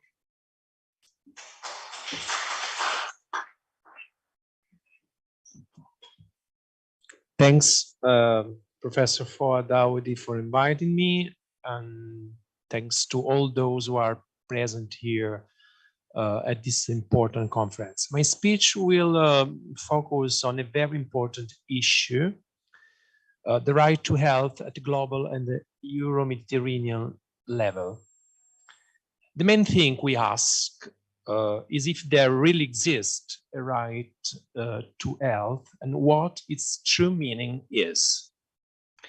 The right to health no longer concerns regional or national dimensions, but must be conceived from a global perspective. And this confirms the importance of having a regulation agreed upon by all countries. Globalization also in the health sector brings new challenges, but also new opportunities for the prevention of the international spread of diseases.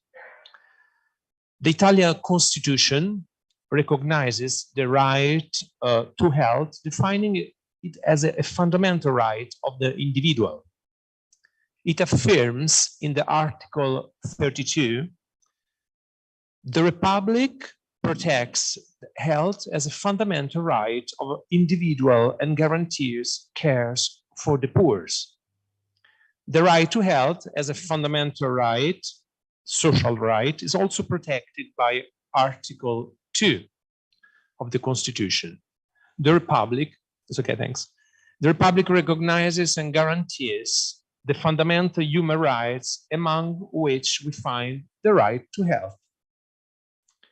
The Italian Constitution is one of the most important, one of the first constitutions in which the right to health has been recognized, and it is certainly one of those that offer the most rigorous guarantees regarding the right to health.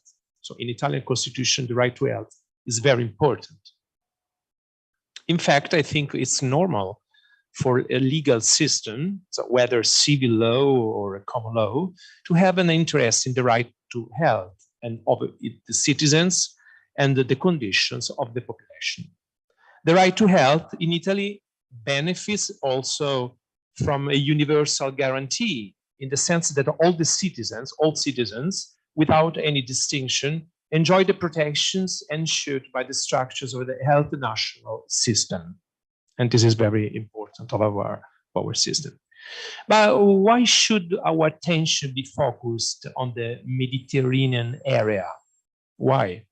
Because it is an area of particular interest where the difference between the north and the south of the world is clearest, both for the migratory flows that have crossed it for about 20 years, with often dramatic outcomes. There is no doubt that the recent pandemic has forced the international community to reconsider the notion of health, especially where it is a question of reconciling health protection with the protection and the exercise of the other fundamental rights. As for our country, Italy, it is important to intensify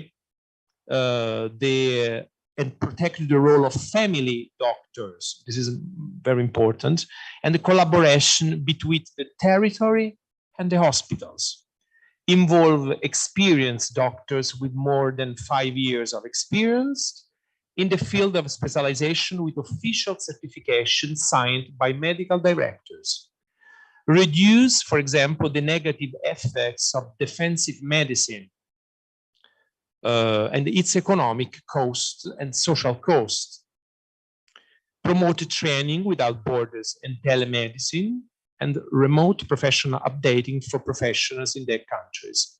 We also should increase the gross domestic product at 8%. We also we are against the limited number at the Faculty of Medicine for the next 6 years with annual planning, and we support the involvement of students in the last year of a high school. It is also important to fight against the shortage of specialist doctors and nurses by stabilizing the precarious work by involving doctors, young people, retired doctors of foreign origin without the obligation of citizenship. For this reason, it becomes important to guarantee the right to public health, which can take place through a shared cultural change. Overall, it seems to me that from this important discussion we have together, it emerges that with a way to improve the global level of health passes through different interventions, but cannot ignore the reduction of inequalities that affect the state of health. For this, we can indicate the way, but the decision to adopt them, I believe, of a political nature and stems from the choice to imprint the time and values that are important. And at the end, so this is the importance of the right to health that I want to reply is one of the most important social rights in Italian Constitution. Thank you all. Thanks.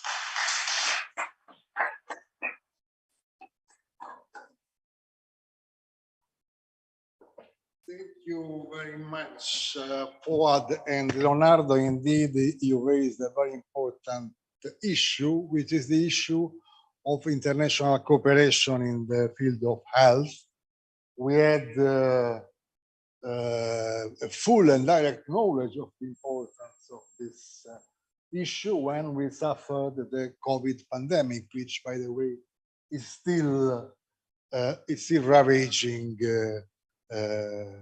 Although these viruses are changing, but we know that this pandemic will be somehow endemic, and that will be other pandemics. So the issue of international cooperation in the field of health will be ever and ever important. And this is a very important aspect, and the role of the doctors and nurses of foreign origin is very important.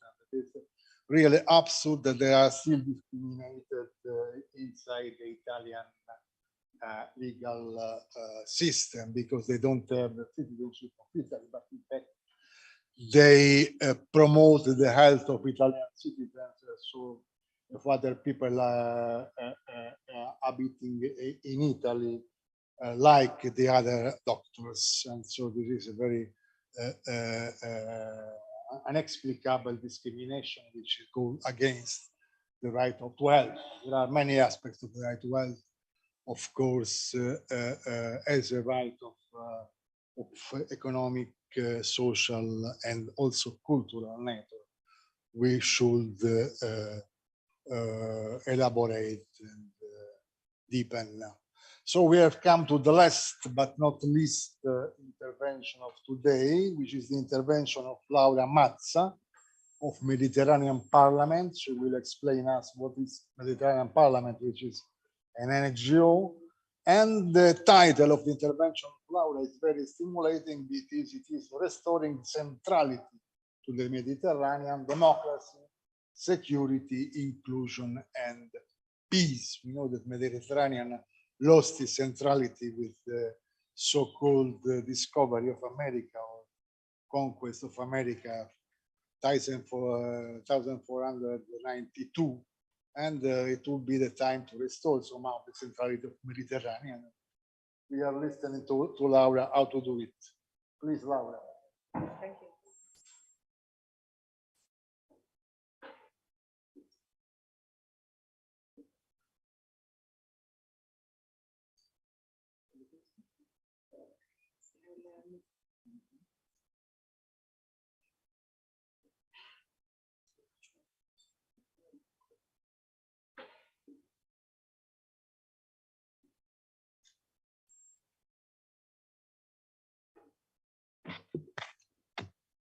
Thank you, Fabio. Restoring centrality to the Mediterranean: democracy, security, inclusion, and peace. I am a secretary of the Mediterranean Parliament and the Vice President Federformazione and Diplomatic Advisor Uniti per Unire. The importance of dialogue and cooperation between all the civilizations of the Mediterranean. The future of your civilization is to focus everything on education, on man, on the individual. The role of Italy is important for the protection of human rights in the Mediterranean countries. In the Mediterranean, Italy is the bridge of choice for this dialogue. The problems deriving from the relation in the Mediterranean macro region have been discussed in numerous direct conferences to implement the Euromed registration, to culture relations, and in search of a Mediterranean language to common foundation of Mediterranean law is very important. The first is research of the common source of the Mediterranean law in which all the universities of the Mediterranean countries and some humanitarian organizations participate. Training courses have also been planned for students for the university. The combination of democracy and human rights in the Mediterranean macro region is very, very important today, because the objective, it has long been argued that the combination of democracy and human rights is the bridge for the future. In fact, if there is democracy, human rights, and Mediterranean, I think it will be necessary to carry out in a depth study on the origins of this connection, which especially as regard democracy and human rights is closely. The democracy and human rights is the result of a long and complex phase of tension and contrast, not yet full defined, hence the need to trace the origins of this construction. This combination appears today to be a universally accepted expression that has a certain, which also always been acquired while the dialectical, sometimes controversial aspect and doubts about the extent of the combination to now emerge. It's not possible to ensure full respect for human rights without democracy.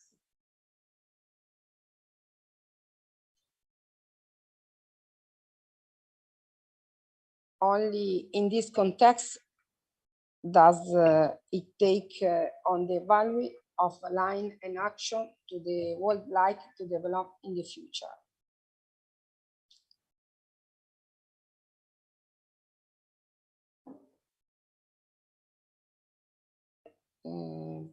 The challenge of the Mediterranean macro region is to active the fullest democracy,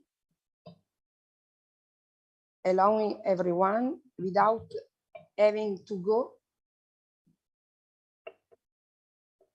to access the highest function with the committed and the merit.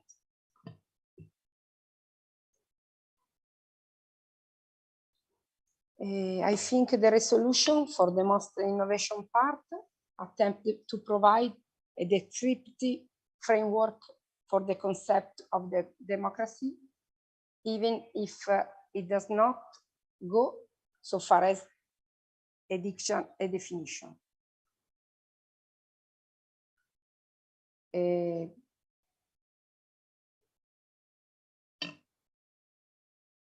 The economy, the human rights, sustainability, and balanced economic and social development, the dissemination of education and culture, the promotion of mutual understanding between different cultures, and other increasing mutual knowledge also means laying the foundation for great trust, which in turn is indispensable for fostering collaboration and investment. The combination, democracy and human rights in the Mediterranean macro region for a better of this today objective for the future.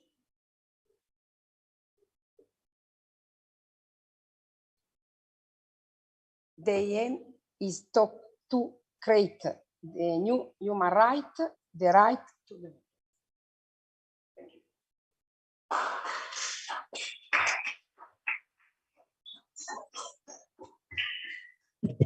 Thank you, Laura. In fact, the right to democracy is a very big problem.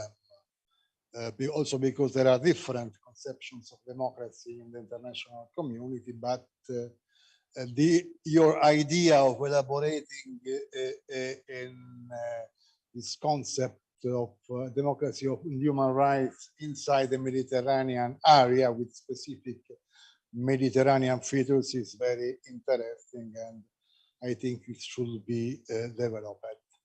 So we came to the end of this very intense marathon of interventions. We had totally 8 interventions. Luckily, the intervention of the afternoon were average shorter than those in the morning, but this is okay. And I wish to ask if we have still maybe some minutes before saying something as totally practical and organizational conclusions. I wish to ask you if you have some comments or questions to pose to the intervenants, at least to the intervenants which are still in this place. If not, I think we made a very good exercise. We have made an effort also to speak in English, which is not our mother tongue, except maybe for Kiran for some aspects, and for Emma also, which is working in United Kingdom. We made this effort, which is very, I think, very useful and important efforts. And we should continue this effort, because I had an exchange of mails with Giota Sangari, the representative of the United Nations High Commissioner on Human Rights, the Office on Economic, Social and Cultural Rights, which spoke today at the opening of this conference. And she confirmed to me their intention to publish a book on the basis of the interventions made today. So I suggest we pose a deadline. I suggest the 30th of November, end November, not to go too much ahead in time. Let's say at the end of November, you should send to me the text of your intervention of today, duly elaborated, possibly with footnotes and so on, so that we can assemble them. We can ask to other friends and colleagues to participate. If we have any idea of other people we could involve in this work, we can take it into consideration. And the idea is to publish this book, and possibly also to set up a permanent group of work of these issues, but these are still rather vague ideas, and of course we have to reflect on them with more attention and more time. Anyway, we'll try without doubts to publish this book, and for that I invite all of you to send to me before the end of November the text of your intervention, fully elaborated, with no problems of not to write 100 pages, but let's say with not so many constraints in terms of time and so on, with some footnotes, some allusions to doctrine, to laws, international conventions, and so on. So if you agree on that, we can end this conference. And I wish you to all of you a buona serata.